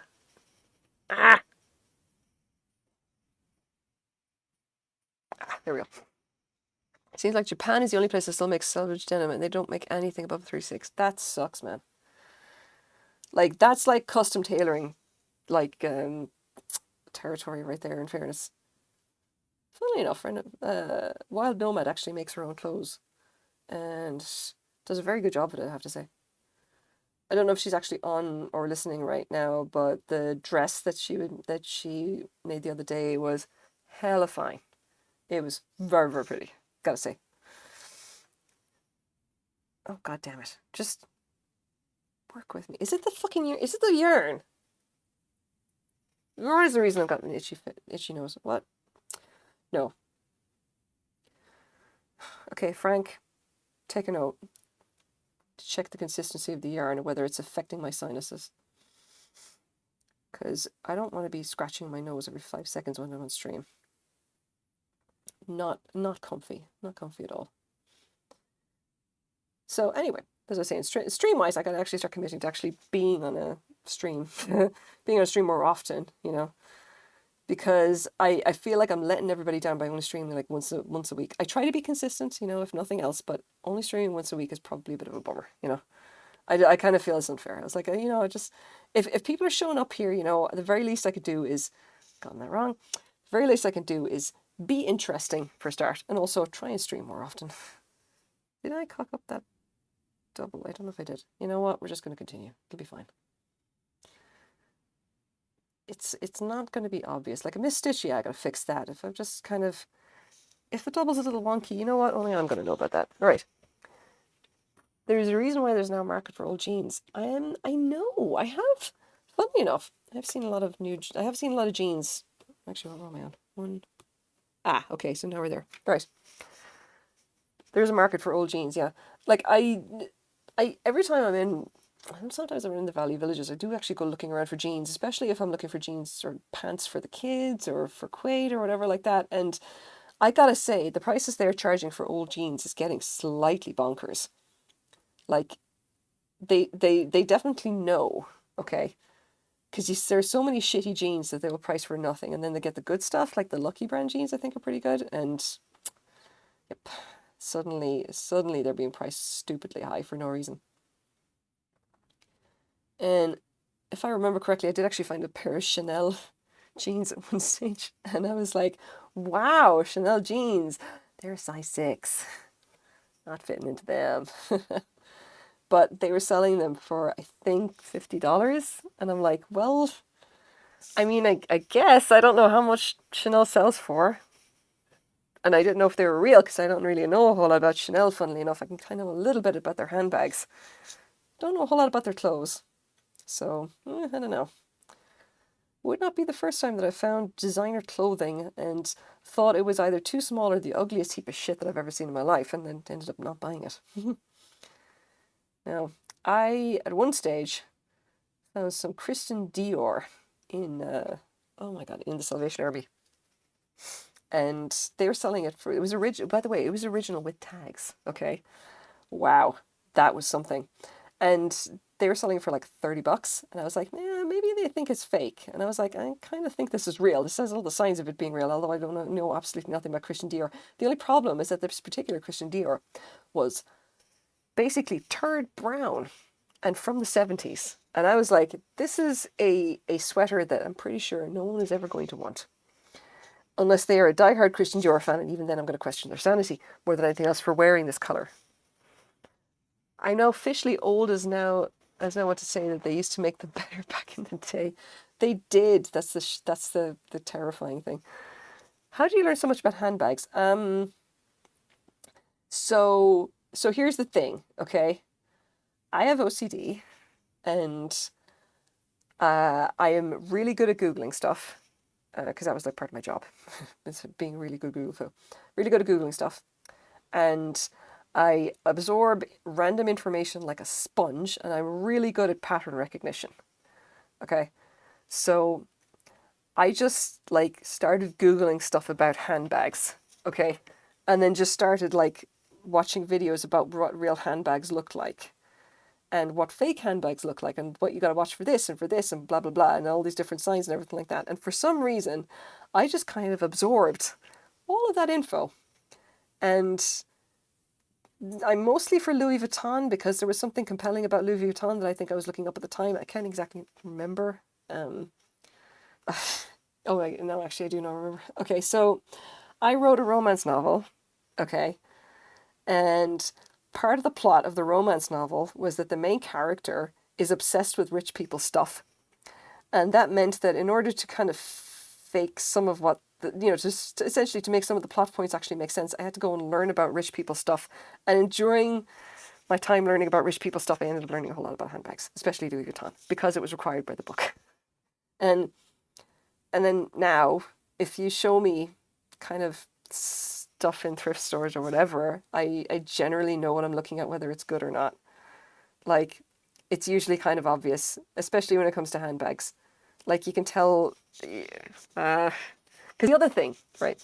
Oh my god, my nose. The other thing, right? While we're getting to stories. So Wild Nomad, right? She is a connoisseur of Coach handbags. Where can we get your novel? It's written, it's not published. I need to edit it. Sorry. I'm working on the whole being a published author thing. I wrote a fantasy series and did publish it. I don't want to tell people about it because I don't feel it's actually a good series. I don't think it's some of my good... I don't think it's like my best work, if that makes sense. I have written a romance novel because I decided that I was going to take it as a challenge to write romance, okay? And I especially love romantic comedy. So I wrote a romantic comedy because I thought, you know what, fuck it, I want to write a romantic comedy. So I sat down and did it. And I need to edit it. The fantasy series that I wrote is not comedy. It's very much a high fantasy. It's an epic fantasy. It's a trilogy or whatever. But it is not what I would consider to be a significantly good series. I think that there are some points that I feel that the writing was weak or the world building was not enough, if that makes sense. Like, I have to be a critic of my own work, and I don't feel that it was my best work. My best work to date has been stuff that I cannot put my name to because it was fan fiction, and I will not be disclosing anything more about it. Sorry. But if the stuff that I've been like, okay, so the other thing about having burnout depression is that I haven't actually been able to write for about a year and a half-ish, you know. It's very hard to write when your brain is just, you know, absolutely fucked up and you're depressed. But the last while, you know, I've been coming out of it, you know, my mental health has been improving, and I'm getting to the point where, you know what, like, I'm thinking, look, I can write again. I can get back into the swing of things. Okay. And if that's the case, then I'm going to start writing again, and I'm going to start writing books again, mostly fantasy, because that's just kind of how I roll. Oh, excuse me. And I will write one of my books on stream. I've committed to that. All right. Absolutely. It's going to happen. Okay. I'm going to start streaming. I'm going to pick a slot during the week. Once a week, I'm going to sit down and I'm going to fucking write a fantasy novel on stream. And the rest of you can decide whether or not I'm crap. I'll just get it done. I'll just do it. Because I can be weirdly insensitive about my crochet being crap. I just kind of like, la, does this work? It kind of doesn't, frog it and burn it. Do it again. I don't care. You know, it's like I can do crochet and just, it doesn't seem to matter whether I get it right or not. I'm just like, it's an experiment. I don't care if I fail, whatever. You know, but the writing is the weirdly personal thing that I haven't quite gotten over. Because being a published author is the only thing I ever wanted since the age of 12, and I never went into it because I did the stereotypical Irish thing of my parents essentially telling me, no, you got to do an actual practical thing. And that's how I got a degree in geology that I don't use.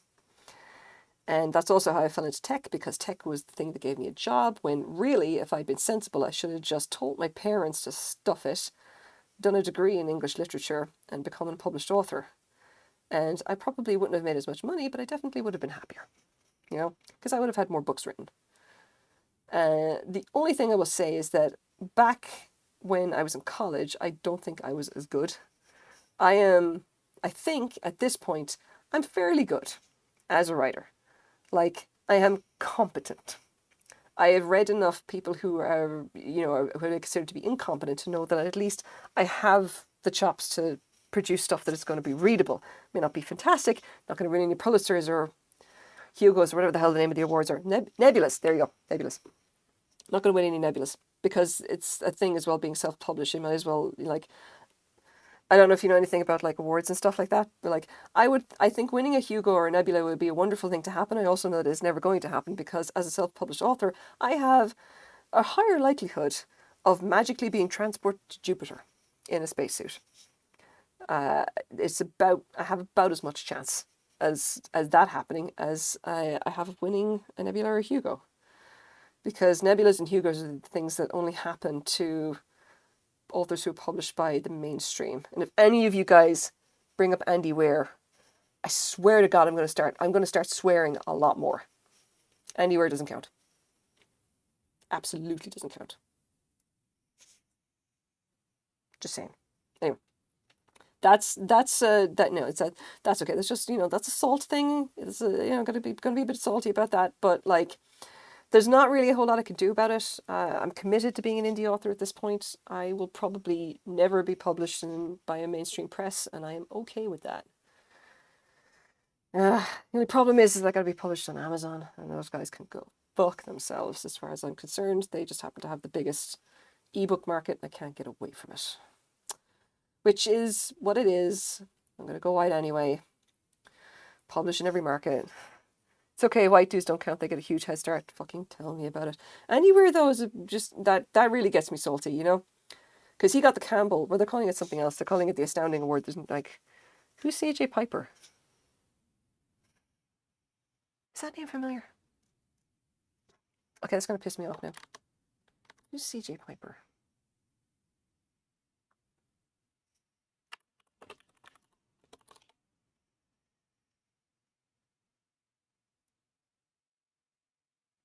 The Night and Its Moon. Published January 2022. Oh, okay. Wait. Where's doop doop doop. Kindle Store, Google Play.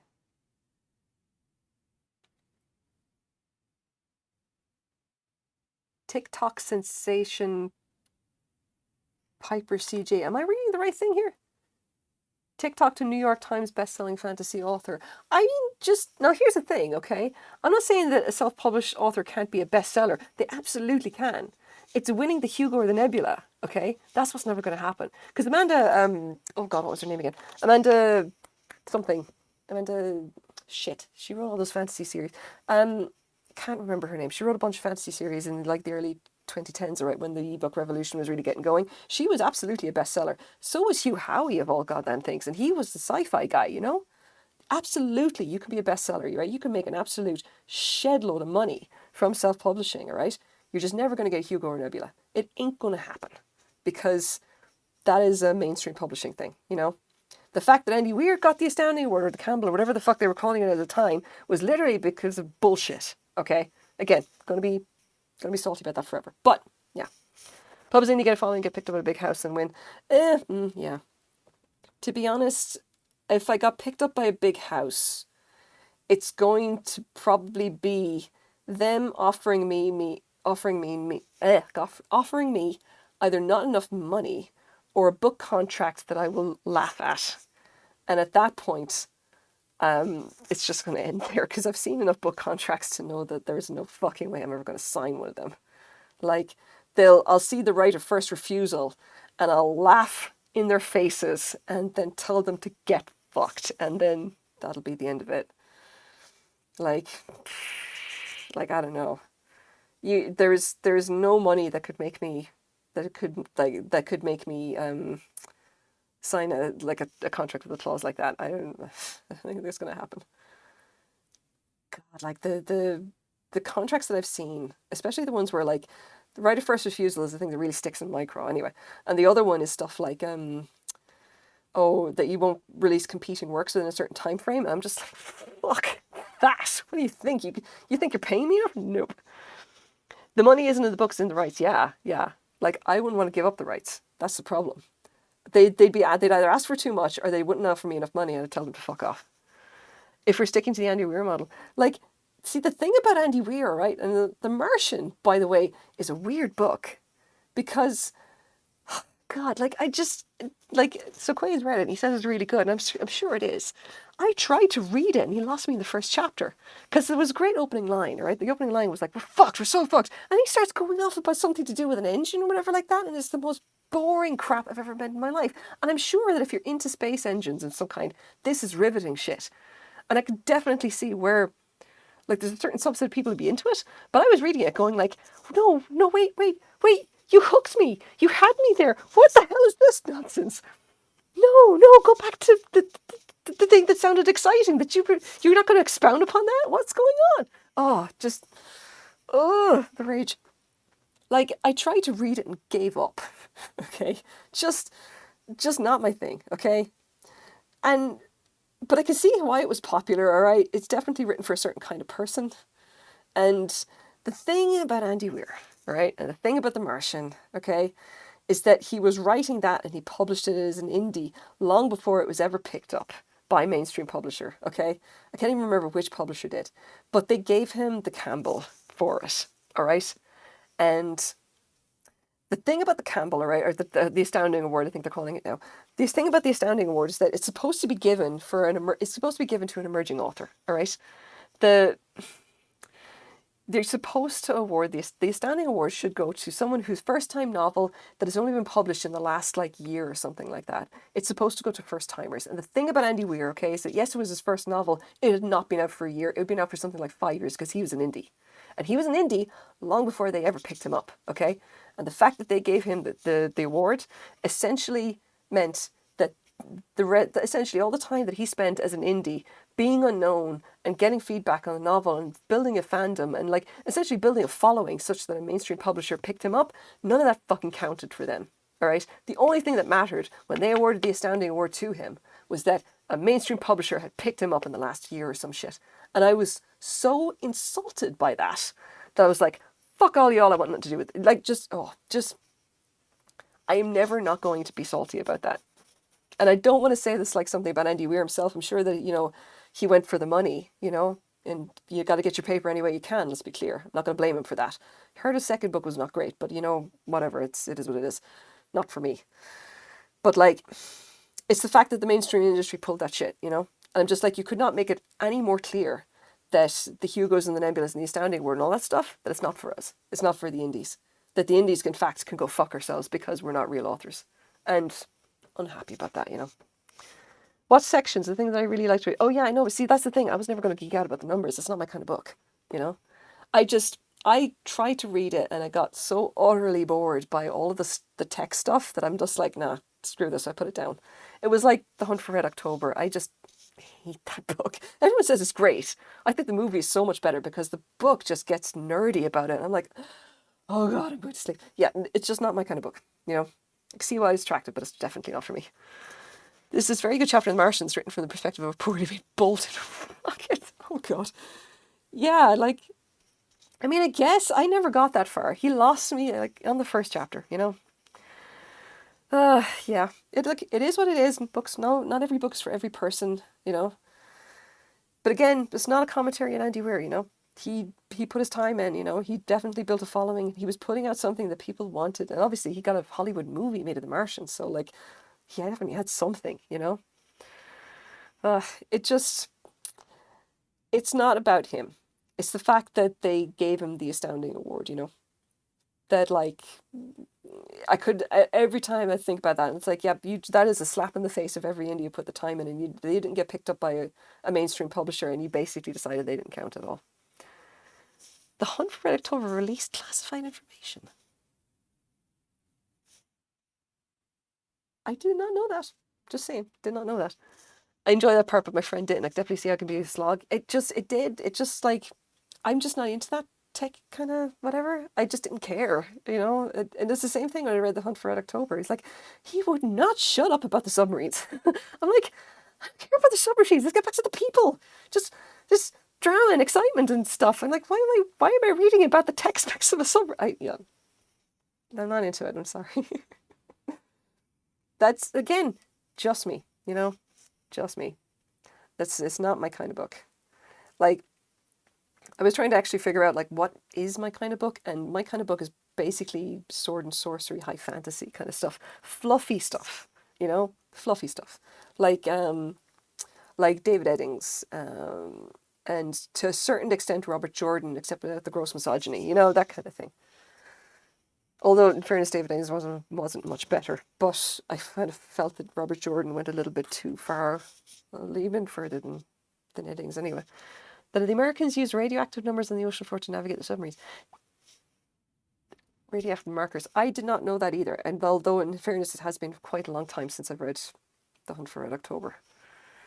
Ugh. I kind of felt that The Hunt for Red October and maybe the little bit I read of The Martian, it kind of had the same issue that Tolkien has, right?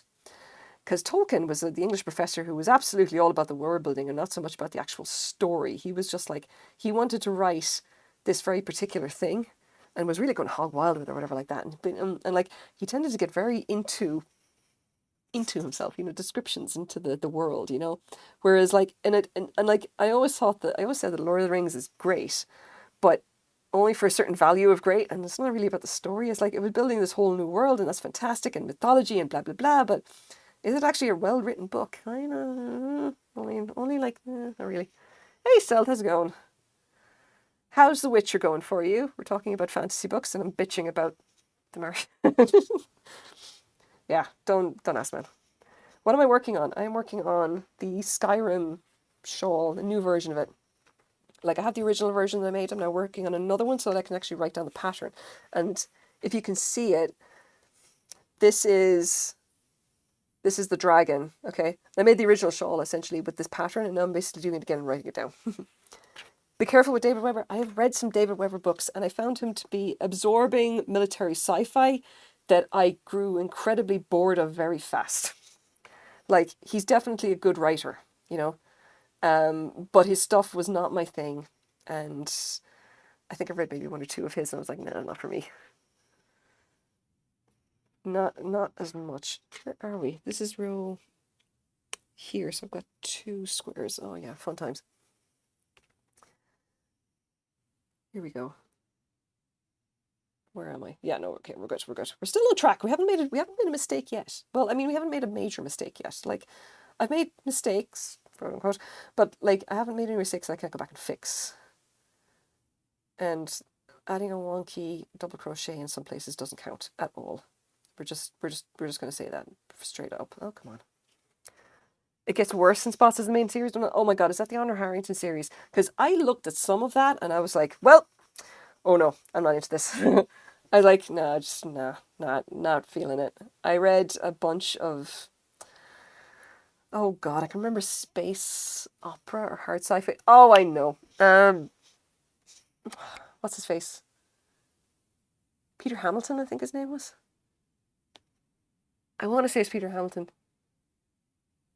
Crap. Who's the one about the void ships and I think it was void ships and shit about people coming back from the dead. Yeah, Peter Hamilton, that guy, right? I read that whole series, okay? I found it to be like, it was very well written. I thought it was really cool and everything like that. And then got to the end of it and he pulled a Deus Ex Machina out of his fucking ass and resolved everything in 2 chapters. And I was like, well, fuck you anyway. I'm never doing this again. Paxtonarian, I've never read. I've heard of it. There's a lot of stuff that I've heard of that I've never actually got a chance to read. Because I read a lot of fantasy and sci-fi when I was young and I don't get a whole lot of time anymore. The Witcher is good. Just finished the DLC. Awesome. Fabulous. Witcher, I was bitching about it earlier because it's such a stupid game. I was going on about the accent. Paxtonarian. Oh, she's not. Oh, crap. Oh, I think I remember Paxtonarian because at the time I was reading everything by Anne McCaffrey. Okay? Like, I am a huge fan of Anne McCaffrey, and not only because she's Irish as well, and we once since like my college society, we were going to invite her to a convention, and we wrote to her and asked her if she would come to our sci-fi our fantasy convention, because she was such a great fantasy author, and she wrote back being very insulted, saying, "I'm sorry, I'm a sci-fi author," and said no politely, and at that point we were like, oh, well, okay then. Yeah. But anyway, yeah, no, I was reading a lot of Anne McCaffrey at the time, if I remember correctly. So I was reading oh god, Powers That Be and Kilishandra and a few others by her. And I don't think oh god, I wasn't even looking at Paxtonarian at the time. Because I was just like, oh, I want more Anne McCaffrey books. I want more Pern books. I want more of the rest of her series. Do I like Tanya Huff? I have never read Tanya Huff. Because she was another one that I just never got into. There's a couple of authors that I was obsessed with. What? Oh! My Dear Guitar. That is a really interesting name. Here, I have got to start adding alerts. I have no idea how to do alerts. I'm so sorry. I'm bad at this. I'm so bad at rate. And I'm so bad at, like, tech. So I want you to imagine, okay, this is an alert. Hi. Hello, Raiders. Imagine things bouncing all over the screen. And other fun things. Thank you, River. Hi, River. Thank you so much. Thank you very much. Appreciate it. Okay, look, look, look, look. This is Frank. Imagine Frank being really, really happy about this raid. Really happy. Look, he's so happy. Hi. Hello, people. Yes, look, I'm so sorry. Look, River, I know you've offered before. I have to get on to River. Just like, please help me set up alerts. I don't know how to do this. IRL analog alerts. I know, right? This is Frank. Frank is the stream mascot. Just so you know, Frank is the stream mascot. He is a lizard. Also my business manager. He keeps me in the straight and narrow, and he's a pessimist and I'm an optimist. Obviously, you know we have very well defined jobs here. It's fine. Okay. Yes. I am Cypher. I'm Cypher Lev. You can call me any variation of that you can pronounce. I don't really mind. And I do mostly crochet, and I bitch about writing apparently, because I'm supposed to be getting back into writing novels, and I've just spent the last half an hour ranting about The Martian and some fantasy books that I read a very long time ago, and how I don't like The Hunt for Red October because I thought it was boring. Yes. Obviously, as you can tell, we are going to have controversial opinions here. I'm just like, yeah, having a great night. Having a great night. Yes, welcome Raiders. Yeah, there's mostly crochet. I'm currently working on a shawl for a pattern that I'm writing down. This is a shawl that is called the Mantle of the Dovahkiin. It is a pattern that I have done once before. And this is the dragon here that kind of looks a bit like the Skyrim dragon. And I've done it once and it came out quite nice, and I thought, I'm happy with this. I'm going to write down the pattern, and then I'm going to actually obviously sell the pattern. So here's the original shawl that I did. This is kind of what it looks like. It's kind of sparkly, and it's upside down, obviously. And it has this fillet work where that has a dragon pattern. So if I actually hold it up, maybe you can see it. There's the dragon. It looks pretty cool. So when you actually take this and essentially just like wrap it, it's kind of a bit too big to be. It's a little too small to be a shawl. So you can actually wear it like a scarf. All right. So you wear it kind of half on one shoulder, and then throw that over like that. And if you do it just, I'm not doing it right. If you do it just right, it's actually you get the dragon right here on your shoulder, and it looks cool. That's how I like to wear it. Yeah.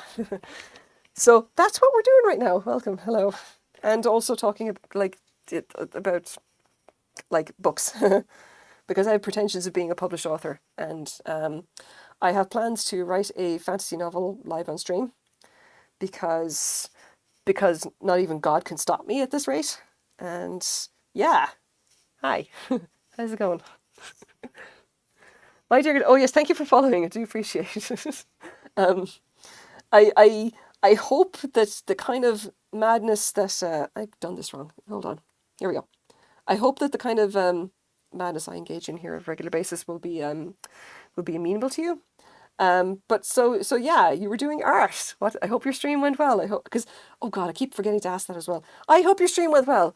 And River did the shout out. So there you go. Hey, why is your name My Dear Guitar? I gotta ask. I hope it's something related to guitars. I used to play the guitar a very long time ago. I don't play anymore because I don't have a guitar. And also it's been 20 years. But, yay.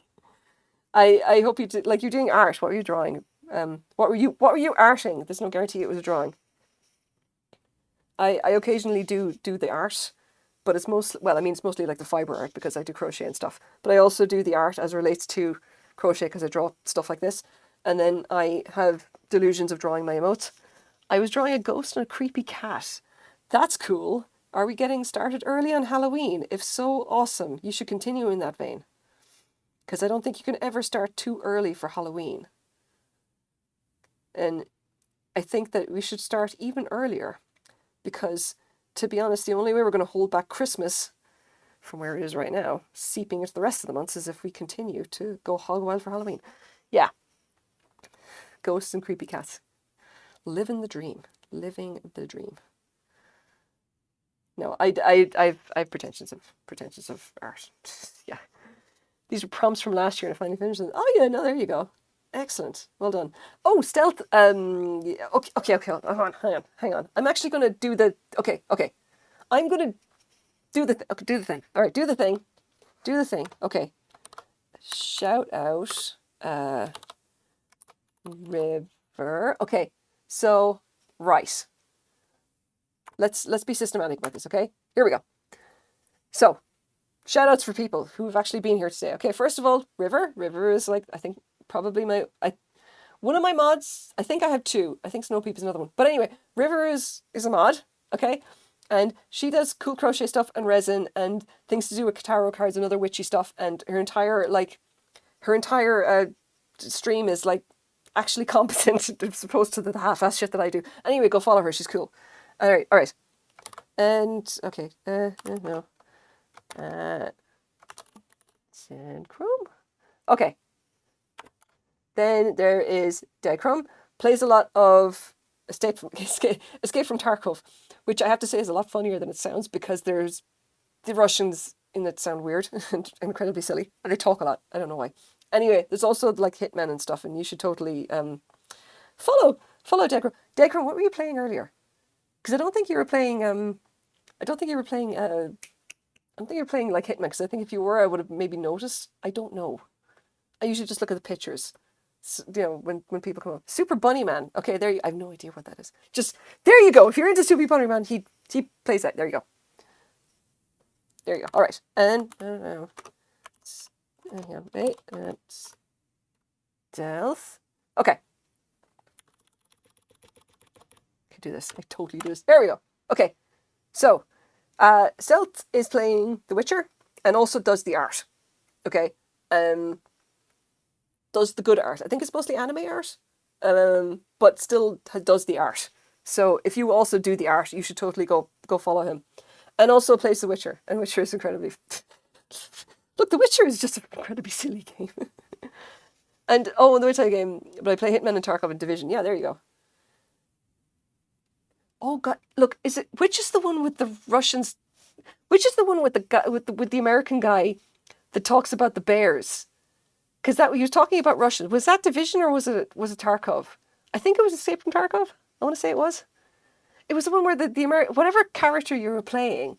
Yeah, there you go. Okay, that's Tarkov, right? Whatever character you were playing was just this American guy who kept going on about like bears when talking about the Russian mercenaries coming after him, and I was pissing myself laughing because there's kind of something incredibly funny about a macho American like army guy of some description, mercenary of some description, yelling for the bears to come out. I just look. It's never not going to be funny. I'm sorry. Just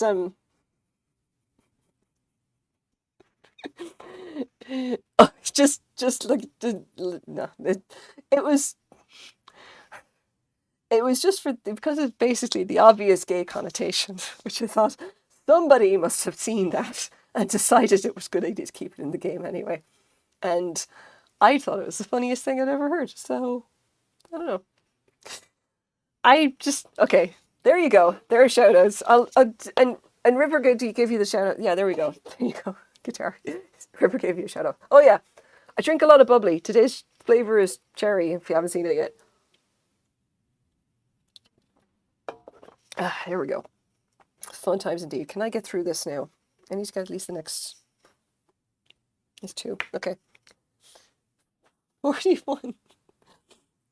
Oh, okay. You know what? Let's give him a shout out. Whatever. SO 41. Does that work? Grand Theft Auto 5. Hell yeah! If anyone's into Grand Theft Auto 5, go ahead and go follow him there. He's gonna be wondering. It's like, why are all these people following me? Okay.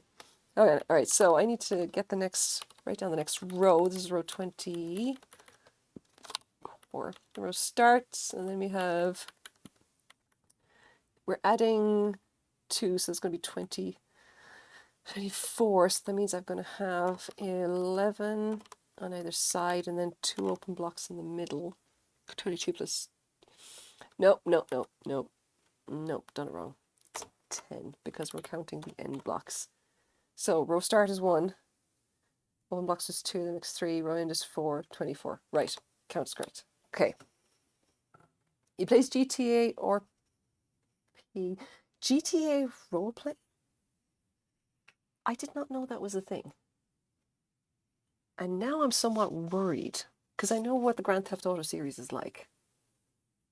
Fun fact, I used to play a lot of Vice City back in the day. And the newer ones, I was never quite as into the newer ones because basically you couldn't drive around the place playing 80s music all over, like, and like, what was the point? If you can't like just if you can't just like drive cars real fast listening to good 80s tunes, then why are you even playing GTA?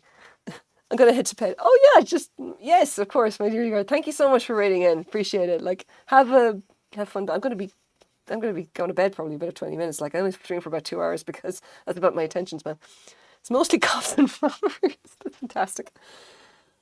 Modern day cops and robbers, played by presumably grown men, over video games. I mean, you gotta make your fun wherever you can. And I say this as someone whose husband is currently in the living room playing Demio on an Oculus headset with a pair of googly eyes glued to the front. Which I swear to God, someday I'm going to take a photo of that and I'm going to put it on Instagram just for internet, just basically to get imaginary internet points. He totally, yeah, I know, right? He just one day got a bag of googly eyes, large googly eyes, okay? And he stuck them on his Oculus, giggling to himself, okay? And now every time he plays Oculus, he has a pair of googly eyes stuck to the front of it, and it's indeed quite amusing. And then he turned around and says, "Hey, can I put googly eyes on your stand mixer?" And I said, "No, dear, you may not put googly eyes on my stand mixer. What are you like? You are a 40-year-old man." I'm like, no, just put googly eyes on your own stuff. Come on, not on my expensive KitchenAid stand mixer. No.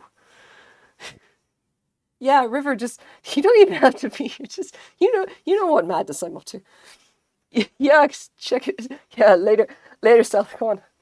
I want googly eyes. Dude, get googly eyes. Just they apparently make everything whimsical and fun, and I'm sure that's lovely for the Oculus. I don't particularly want it on the thing I use to make cookies. Like, that's not how I roll. I make keto cookies. They're serious business, okay? They're not whimsical at all. They're like the cookies that you make because you want to create things that will power an army just with a single bite. Which reminds me, I need to make some more tomorrow. Anyway, I don't want whimsical what to do with my KitchenAid. My baking is serious business. Serious business. It sounds like something you need to look, dude. Just you gotta make your fun where you can. You know, googly eyes are just like they're a thing. You know, if you're into googly, I'm not doing triples. God damn it, these are doubles. No, you gotta make your fun where you can, and I only make a certain amount of fun in certain circumstances. Quaid's more about like, you know what? Let's take fun and spread it everywhere, even to places where fun should not be, like KitchenAid mixers. Now, the other thing, of course, is that I have Frank here to make sure that I don't go entirely off the rails, you know? And Frank's a pessimist, and he's also not hugely into googly eyes in any context, but, you know, I forgive him for that because he's such a good business manager. He brings a lot to the company, you know? So, and I appreciate his contributions every time. So we can forgive him for being a little bit dour, you know? Oh, goddamn. So, you know, I still don't know if I have long COVID, but if long COVID involves scratching my nose every 5 seconds, I swear to God, I'm going to be raging. I'm just saying. There will be rage. And then I'll be walking around the place like with, I don't know, something taped to my nose so that I don't have to itch it every 5 seconds. Yeah. Anyway, don't recommend COVID. I had it for the last week. And I had to isolate and stuff, and it kind of sucked. And then I said I had COVID. I probably had the aftermath of COVID, which was a sinus infection that really kicked my ass. But, yeah, well, stuff happens. I have my shots. The important thing is that I can breathe beerly now. And I sound like myself again. There's still, I can think there's a little bit of a crackle going on. A little bit. Which is, neither here nor there. I think it'll be gone, hopefully, even the next time I stream. Who knows? Who knows? I will say that if anyone's got the points to redeem the whole thing about singing on stream, it ain't happening tonight, so don't ask.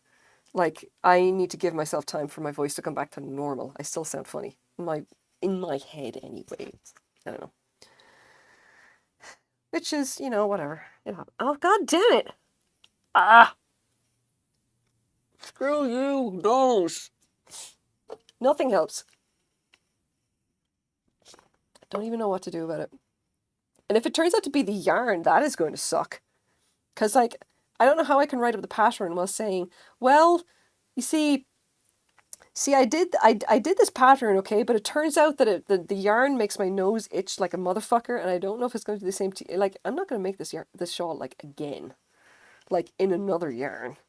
Because that's, like, probably more effort that I want to spend on this particular shawl, because I have my one already. I'm just kind of doing this because, like, I posted a picture of my shawl on Reddit, on the crochet subreddit, because I was just like, hey, I made this cool thing, and everyone was just like, where's the pattern? And I'm like, there was no pattern. There has to be a pattern for this thing? What do you mean pattern? I just kind of sat down and drew a picture and then just crocheted the picture. Like, didn't realize I needed to have a, yeah, I don't know. Like, that popular, I don't know.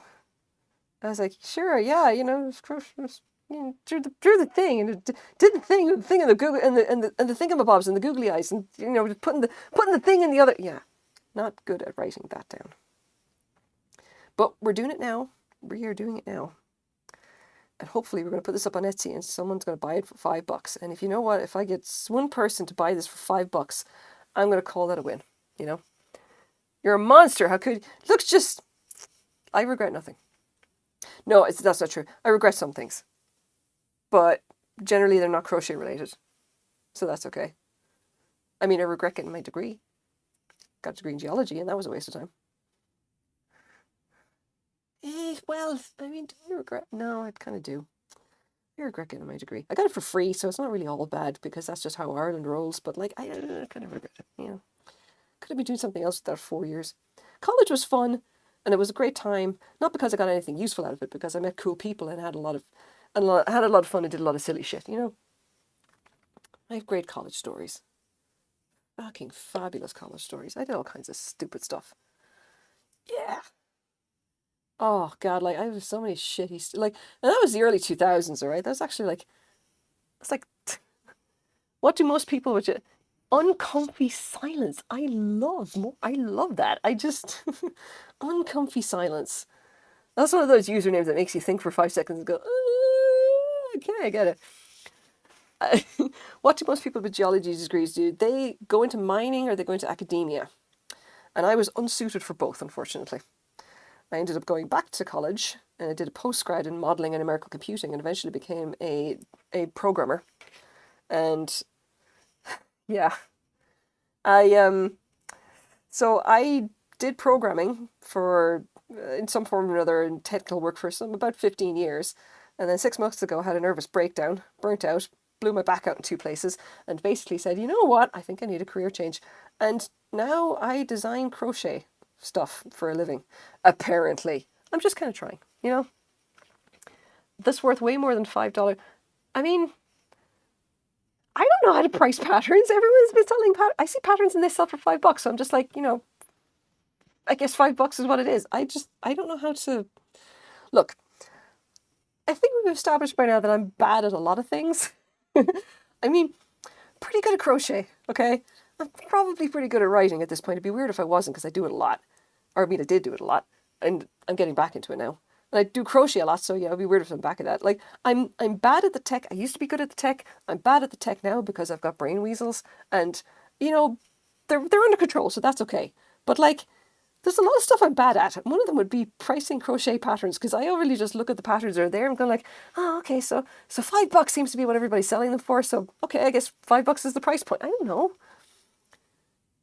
What should I sell it for? Like, is there a complexity factor I need to work into this? Or, I don't know. I don't know. Oh, wait, where am I? Shit! Hold on. We're here now. 1, 2. We're here on this row, and that means that, okay. So this is interesting, okay? So part of the thing in this particular pattern, all right, I'm going to see if I can lift this up to show you guys. So I'm just going to try to show this. You see this here? It's not focusing. For fuck's sake, focus on the thingy. Come on. That's not, okay. This is a half stitch, all right? Normally corner to corner just goes by blocks, all right? I'm not doing it like that. This is a half stitch. And that went into the original pattern as well, except I didn't include half stitches lengthways. I figured out a way of doing it. But, yeah. Hold on, go back a bit. Oh, yes. I also design crochet-related t-shirts because I have, stupid ideas for t-shirts, and I think it's fair to inflict them on everybody. You don't have to actually click on the link or anything. I couldn't figure it out either, just listed them for free. Yeah, in terms of copies. Oh, I thought you meant for the shawl itself. I don't know what a fair price for pattern is with digital download. $5. I'd sell the shawl. I would sell the shawl for $5. Like, what the fuck? Like, yeah. No, the shawl would be like, I don't know. It's kind of a cool shawl. Maybe like, I don't know, $100, $200 maybe? I don't know. Two days of my time at minimum wage. I have no idea. I don't particularly care because I do it for the pattern, and I kind of made this fun for myself. Yeah, I don't know. The market bag, that was something I did for, okay, hold on. Now I need to remember how to actually do this half stitch. Because we're creating, if you see here, the square normally goes like that, and we're doing a half stitch in there instead. So it's got to be kind of like from here to here. Okay, not sure if I'm making sense with this, but there is a way to do it. And if I remember correctly, we need to create this corner, okay? And you do that first of all by doing a chain 4. And for the record, the pattern, the C2C block pattern that I'm doing is chain 2, 3 double crochets, slip stitch in, okay? And it creates this kind of you see this kind of slight texture, like that is just something that I do. I know you can do an extra chain stitch and a little lie flatter. I don't particularly like to do that. I like it to be a little bit puffy. So I do only chain 2 instead of chain 3. So we're doing a chain 2, 3 double crochets, then slip stitch in, and that's a block, all right? In this case, we're going to form the point first, okay? And that's a chain 4, all right? And now we are going to fill in this base, okay? And the first thing that you do is you do a treble and come back into essentially this point here. Like here's where the chain connects. Just after the chain, let's say around here. I don't want to go in under that space, not yet. We're going to put in a treble, all right? But we're not doing a full treble. We're going to stop like there, okay? It's technically a half treble or whatever you want to call it. I don't particularly care. I just need it to be on the last loop. Then we do a double in here, in the actual space right there. Do a double, and then finish the whole thing off. And then slip stitch in here. Now, and I've done it upside down. Fucking great. Okay, so look, that's what that looks like, okay? That's the half stitch with the block on the bottom. And I've cocked it up, and I need to do the one with the block on the top because of course, because I've gone and buggered it. Okay, look, that's how you do that thing, okay? Just, yeah. Right, let's rewind. Let's okay.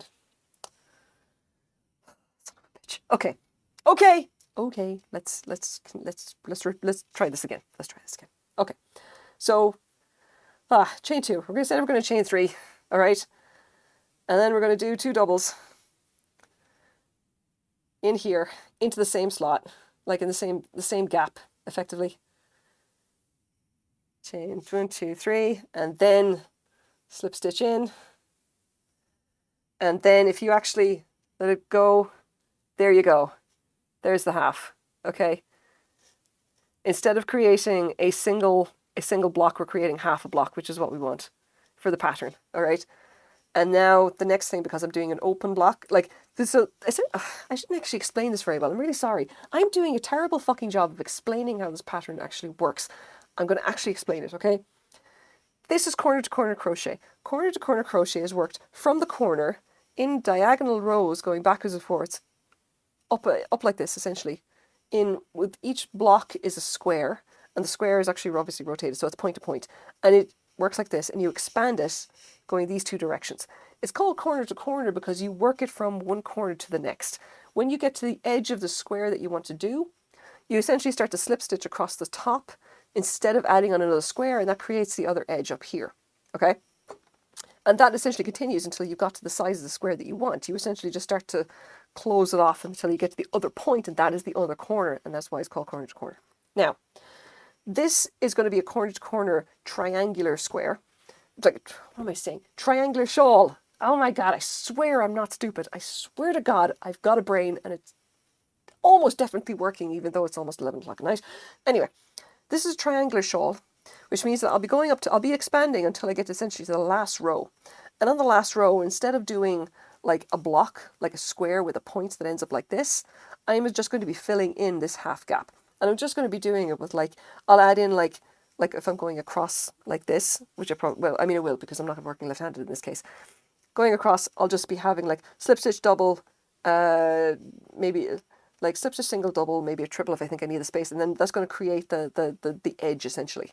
And that's what I did on this shawl when I finished it, and that's the edge that it produces. Now you can see the squares there, those are the corner to corner squares, but it ends with a straight edge. Okay, that's the important thing. And that's how you produce a triangular shawl using this method. Now, these parts here, these gaps are actually filet crochet. Now, filet crochet is normally worked on a square grid. It's not, this is obviously filet crochet that's rotated sideways, okay? It's rotated 90 degrees because we're doing corner to corner instead. And because of that, that is where we get this dragon pattern from. If you guys can actually see it. I need to draw it out properly again. But this kind of like the Skyrim dragon, if you look at it, has this kind of a diamond shape, which is why I got the idea for actually creating this to begin with. Okay, so I thought if you take filet crochet and then work it into corner to corner, just essentially work the gaps in, you can create something that looks a little bit like the Skyrim dragon.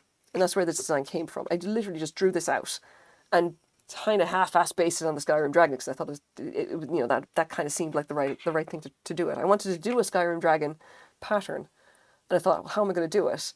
And I thought, I think this is going to work. I think this is going to be cool. I like that diamond shape. I love corner to corner crochet anyway. It is absolutely my jam. I do a lot of stuff with it. I think it's hugely versatile. I love it. You know, I love it to bits for doing a lot of things. Anyway, now the thing about this is that when we are doing filet crochet, this usually just these single gaps. Okay, this is a square, single square, and that's what happens if you add in. Essentially, instead of doing the corner, whereas you fill in the square essentially by doing double crochets, instead you just do a chain. Okay, and you join it in here or whatever, and then make another chain. And every time you do a chain, you instead get a gap instead of a square. So that essentially becomes like the negative, and this is the positive, and you can essentially arrange it like pixels, except they're pixels that are rotated 90 degrees. Anyway, that's where this comes from. The dragon itself is all empty spaces. Now, here's the thing.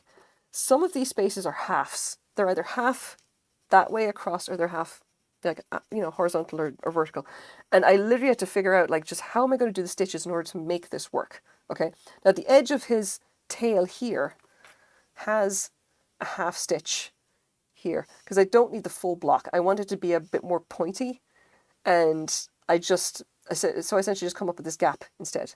So when this actually gets stretched out, what you should, well, I may redo that. I'm not sure yet. Maybe there's an extra chain. I don't know. That I'm going to move it over a little bit so that's more obvious. So you can see there that there's a gap, that half gap is here, and the other side of it is here. That's kind of what we're looking for, that crossover. But I think I need to actually redo that stitch because I'm not as happy with the gap. The thing about it is that the gaps kind of need to be fairly obvious, or like you're not going to be able to see the dragon, you know? And the original one that I came up with, it kind of did work, I felt. Like, I thought it came out quite nicely and all that, you know, it had like a lot of potential with it and everything like that, but I did make some changes to it because I felt that like the gaps weren't obvious enough, and I kind of thought that some of the half stitches that I'd done just didn't show up properly, so I may need to just redo some of that. But like, it's kind of I don't know what you call it, kind of a delicate process of experimentation in some cases, because like that maybe doesn't have enough of a gap. 1, 2, yeah, because I'm not doing the third. Okay. And I probably don't make a whole lot of sense when I talk about this kind of thing. I absolutely know what I mean, but I promise you that the patterns themselves are a lot better because like I make more sense when I write things down and have someone proofread it for me, effectively. For what it's worth, while Nomad, my friend, who's been on stream every once in a while, like she has been an absolute star, just like essentially pointing out my insanity about them not making stuff clear, you know. So that may be a little bit better because I moved the stitch over. Because if you took, yeah, like that's going to be the square, if I can anchor it there. So half the square diagonally is filled in and the other half isn't. Yeah, okay, let's go with that. So we have that half and then 2 empty spaces. So let's just do the chain 5, 1, 2, 3, 4, 5, anchor in. Just for the slip stitch, doesn't have to be anything fancy, and we don't want to have height there anyway. 1, 2, 4, 5, and then anchor in here. Okay, so this is the start of the dragon's tail, I guess, if that makes it's like kind of hard to see, I think. The other thing about this is because it's a shawl, when it actually hangs, the weight of it will actually cause it to stretch a little bit. And the thing about it is that if you actually have this shawl on, and especially across your back and you're wearing something underneath it that shows up the design, the stretch from it being around your shoulders causes the dragon's wings to flare. Okay, so although they're very straight edged here, okay, this is very much a harsh diamond shape. When you actually put it on, the stretch causes the wings at the top to flare out. So it actually looks more like this big, straight, and then curved dragon wings. Like, it goes basically out like that and then like a proper curve or whatever. It looks cool, you know? Like, I've worn, I was very, very pleased when it actually came out. Like, and part of the reason that I think people like it so much is that the design itself just seems to work incredibly well, you know? When you actually put it on and wear it, you know? And I do enjoy that. Like, I've had a fair number of designs that I thought just did not work at all. They just kind of cocked up entirely, and I just ended up having to just frog them and just go back to the drawing board with them or whatever. But that one was just like, I had the idea, I drew the design, I blew through it in 3 days, and it just worked like straight off the bat like that. And that's really what you want to see. That is like absolutely stellar. That's the result you want if you're a designer, I think.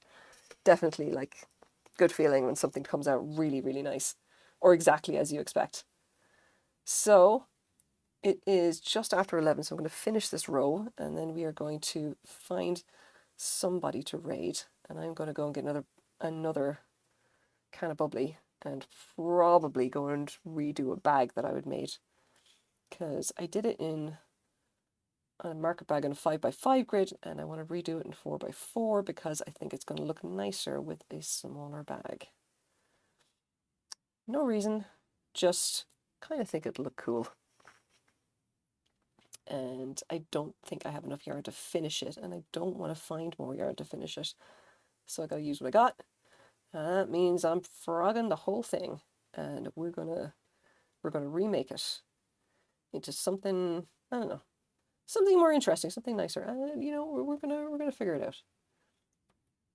That was a mistake that I made. Like, I need, like, for the market bags that I make, they're all in cotton, and by and large I would need about 200, and I usually weigh these, so it's about 220 to 240 grams, and I only had 200 of that one, so that was never gonna work out. Oh, yeah. Uncomfy Sans, thank you very much for hanging out. Do appreciate it. Have fun, have a good night. Like, sleep well and all that stuff. Don't forget to brush your teeth and etc, etc. My kids or whatever, every time they go to bed, and they always have to, first of all, get a story from Mummy and Daddy. 2 different stories, by the way. Then they have to get the water bottles. And then they have to get multiple hugs, which is adorable. And yeah, it's fun indeed. And they demand this every single night. So it's a whole production actually getting into bed. It's funny as hell. Princess Sororal. Howdy. I like your emote. It looks very cute. How you doing? You probably come in at a bad time. I'm going to be heading off stream in a few minutes because it's I don't know where you are in the world. Happy time zone wherever you are, but it is just past 11 o'clock at night here in the Pacific Northwest in ye olde Vancouver. Aurora, oh Princess Aurora. I was looking at the L at the end and it's 11. I thought it was an L. I'm an idiot. Right, Princess Aurora. Right now I get it. Yeah, you'd think having a daughter under the age of 10 that I would be absolutely familiar with all the Disney princesses. And the answer to that is no, because she is only obsessed with 3 of them. And that is Anna, Elsa, and Moana at this rate. And to a certain extent, what's her Mirabel from Encanto. But mostly it's the Frozen ones. Make of that what you will. She is only young. And I don't know how long the Frozen phase is actually going to last. It's been going quite a long time. And she refuses to watch other Disney movies for some reason. She'll watch Frozen.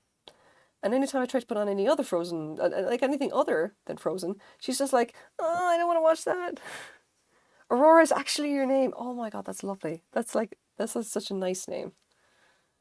My real name is boring, which is why I'm called Cypherlev. Belle is I don't know who'd be my favorite Disney princess because well, my favorite. I want to say Merida from Brave. Mostly because I really like her hair. Like, and the archery thing is kind of fun. I like the fact that she can do archery. That's just like, yeah, cool times. I just like Brave as a movie. I think it's funny. Aurora is actually your name. Like, some people get cool names and some people get really, like, mediocre names. Which is why I have my handle. All right. So, actually, if you're just here, I normally just I do crochet. I do lots of crochet. If you want to know anything specific about crochet, I know practically... No, I don't want to say everything. I know a lot. I know quite a lot about crochet. I am a crochet instructor, among other things.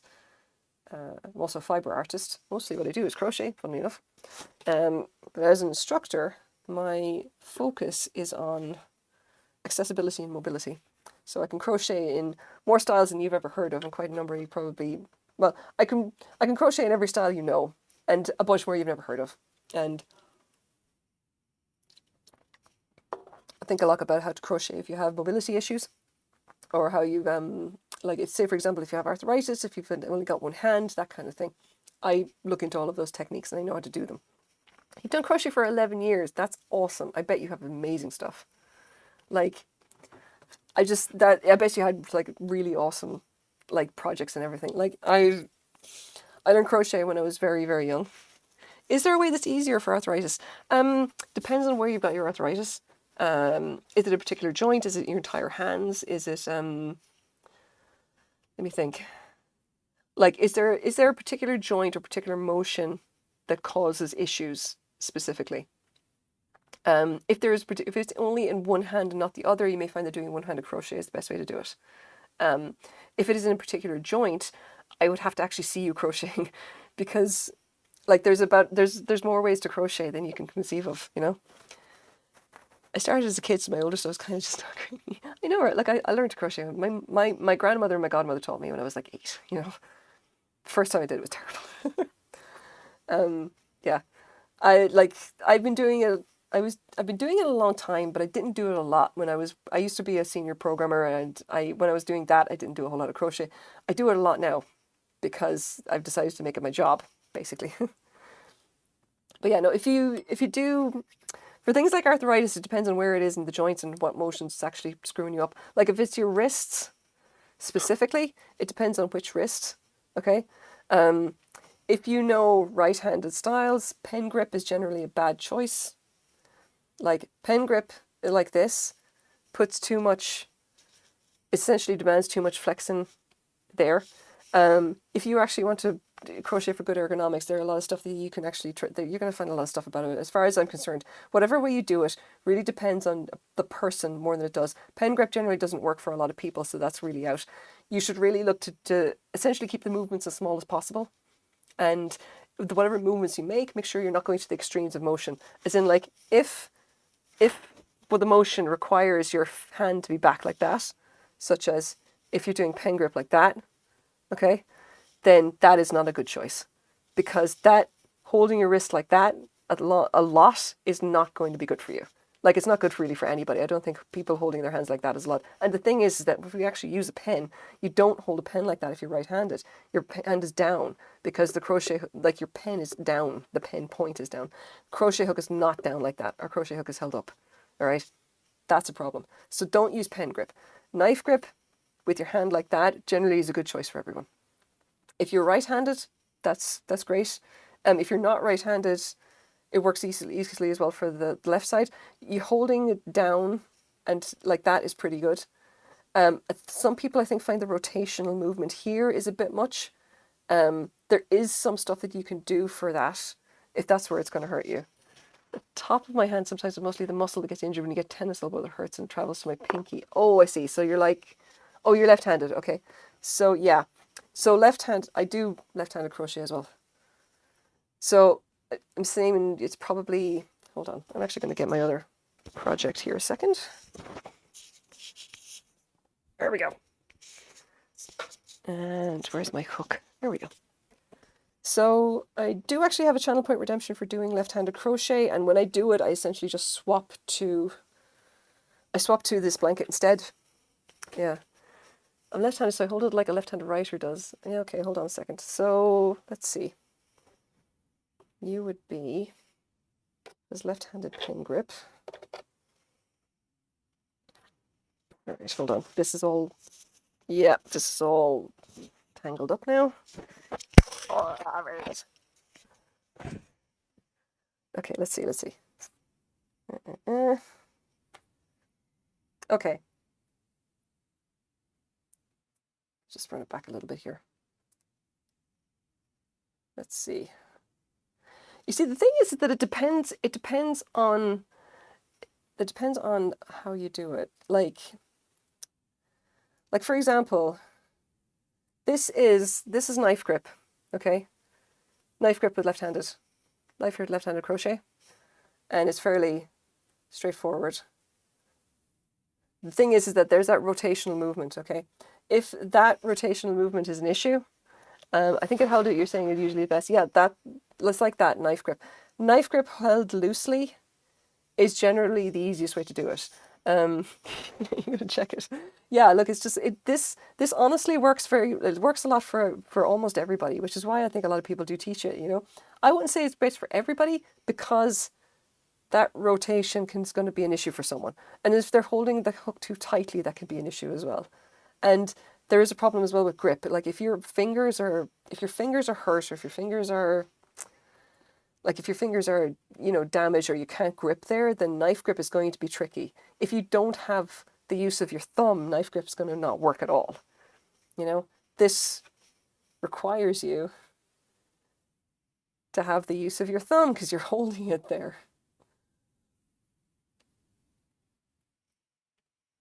Anyway, that's left-handed crochet, knife grip, and works. 1, 2. Is that 1, 2, 3? No, you did it right. Gotta make sure I got the count right here. Here we go. I would say I'm not as fast with my left. I do almost every style with my left that I do with my right. It took me time to learn as well because I'm left-handed, but the tutorials 11 years ago never had left-handed tutorials. I know it's a big problem. Actually, I am left-handed. I learned to crochet right-handed and eventually learned to teach myself. I basically taught myself to do it left-handed as well. I'm practically ambidextrous. I don't really write with my right hand because it looks like a kid's writing. I can do it. It's just terrible. Yeah. I made a commitment that if I was going to learn how to do something with my right hand, I would learn how to do so with my left as well, so that I would be able to teach someone if they were left-handed, because I don't think it's acceptable that you should be like, you can't just say to someone, oh, hey, I can't teach you because you don't have the same dexterity or mobility as me. It's just, yeah. Yeah, you know, like I've noticed a lot of left-handed people we seem to kind of adapt nice and easy to this. But anyway, that's the knife grip, okay? Nice and easy, like especially if you're loose on the yarn or whatever, it'll do you fine, all right? The only thing you got to watch out for is that rotation, that you're not holding the hook too tightly. And the thing is that rotation can be in the wrist, or it can be all the way in the elbow there. It just kind of depends. But if you find that the rotation is a bit of an issue, or that it's this hand that is the issue, you can essentially just use your right, use nothing but your right to essentially pull it like that. It's essentially it's a little bit like one-handed crochet, where all you're doing with your this hand, your left hand, is just kind of holding it in place and making almost no movements with it at all. And all of the actual motion is in your right hand, because you move the yarn and move the piece with your right. And that essentially takes pressure off your left. The trick to it is just getting used to this, essentially getting used to a very different way of doing crochet. But it's worth it if you can manage it, because again, it takes pressure off. It takes pressure off the muscles that might be under pressure here if you find that you have issues. Like, the other thing you can actually try is one that's actually far more tricky, which is doing English throwing style left-handed. I can't even quite manage that. I can do it very easily with my right. Left is a little bit different. I do simplified throwing style with my left easily enough. But yeah, I see. Like, that's what I mean. Like, do something like that, and then that'll take pressure off. You know. Like, if I was doing one-handed crochet with my right hand, I'd basically do it like this, except I wouldn't be using this hand at all. I would have the hook set in a brace on a stand instead. And that is how one-handed crochet works if you only have one working right hand, effectively. You're essentially doing left-handed crochet without your left hand. Yeah, like you're holding it. Yeah, you see, you got the right idea. You know, yeah. You probably don't need advice on this kind of thing. You already have your solution, you know. Like, if someone comes to me and says, look, I need to learn how to crochet a different way because this is my issue, or, you know, then I can help them, you know, and that would definitely be my goal. Especially if someone like has something like a stroke, or they've lost mobility, or they've lost like the use of a limb or something like that. Like, I want to be able to teach everybody, so I make an effort to learn every possible style, every possible technique. And the thing that I'm actually working on right now, technique-wise, which is kind of a bit stupid in fairness, is learning how to crochet with my feet. Because if someone has no hands, or doesn't have the use of their hands, but maybe they have the use of their feet instead, I want to be able to say, yes, I can teach you crochet. And it's kind of a bit stupid, and I think it's probably a bit more of a party trick, but I'm committed to it anyway. I'm still working on getting it right. It's going to be, I can do chains and single crochet, just about. It's very tricky, and the dexterity required is a bit nuts, but like, it's doable. It is an actual working technique for someone like me who has never done it, who's basically never done it until I started thinking about how to do it, you know, as opposed to someone who has like never had hands and has used their feet for their, you know, for as hands for their entire life. Obviously they're different. Yeah, I'm asking because I have arthritis early onset. I've had it since 6th grade. Oh, and that's terrible. And like, one of my best friends has rheumatoid arthritis, and she developed hers early as well. I think she was only like in her 20s, you know. So I have amazing conversations with her about arthritis, and specifically about things to do with like mobility, and like how to deal with this kind of like, how do you do art? How do you do crochet or do fiber arts or whatever when you find that you know your joints aren't working with you, kind of thing, you know. So I find it really useful to consult with her about like the effects of arthritis and how she experiences it, and how does she essentially crochet. She obviously does. She does a lot of crochet as well. And sometimes she's just not up for it, you know, depending on if she has a flare up or not. But there you go. All right, let me do a bit of this. No, it's gone too late. I'm gonna have to go off, like, because it's getting too late here, and I need to sleep. If I can untangle all of this nonsense. Wrap all this up. And okay, do you know what? I'm just going to untangle it later. It's fine. It's fine! Once I injured my right hand, it was depressing. The only thing I could do mentally was crochet, but I was crocheting day and night and ended up having... I haven't had to take 6 months off because of how badly I injured myself with overuse. Wow. I mean, not surprised at all. Like, it can absolutely happen. I mean, I ended up, like, I essentially had a nervous breakdown 6 months ago, but I also blew my back out twice inside a week. And that hurt my left shoulder to the point where I couldn't do anything with my hand for a while. I was actually off work because I couldn't type. I couldn't use anything here. And yeah, it's like it was a whole thing, not being able to do basically anything at all because one of my hands wasn't working, you know? And like when I actually started crocheting to kind of keep myself busy or whatever, that was something I had to think about very carefully. It's like, okay, my left hand's not great. How do I do this? Yeah. And then I started getting into the like experimenting with this kind of mobility stuff. Yeah, just stop it for it's just like more obvious thing, but like we don't do it, you know? I mean, I can actually sit down and crochet for hours at this point. But part of that is because if I find that I'm getting sore or the back, or I sometimes get pains in the backs of my hands here, but if I do that, I literally just swap styles to another style of doing crochet and just continue, you know, because I can do that. At this point, I just like, oh, I'm doing knife grip and it's kind of sore. I'll just swap over. I'll just do English throwing style for a bit. It'll be fine. That kind of thing.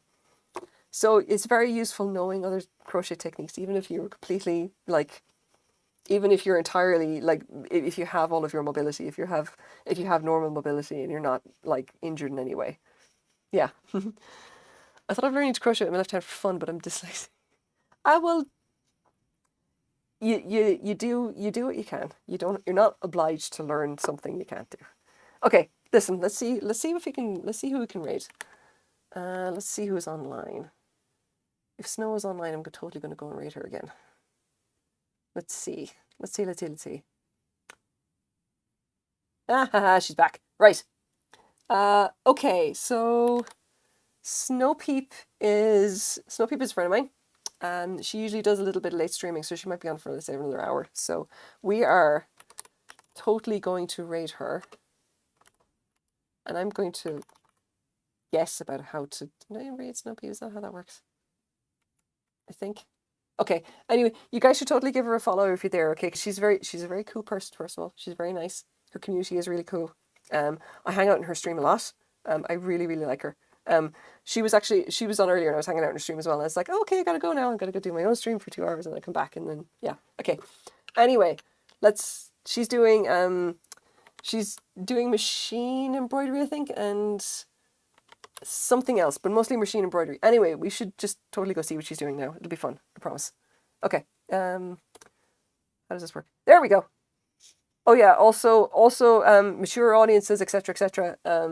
Because I swear I still have to try and mark my stream as that, but yeah. All right. See you guys. Take it easy. Thanks for showing up and stuff. Have fun.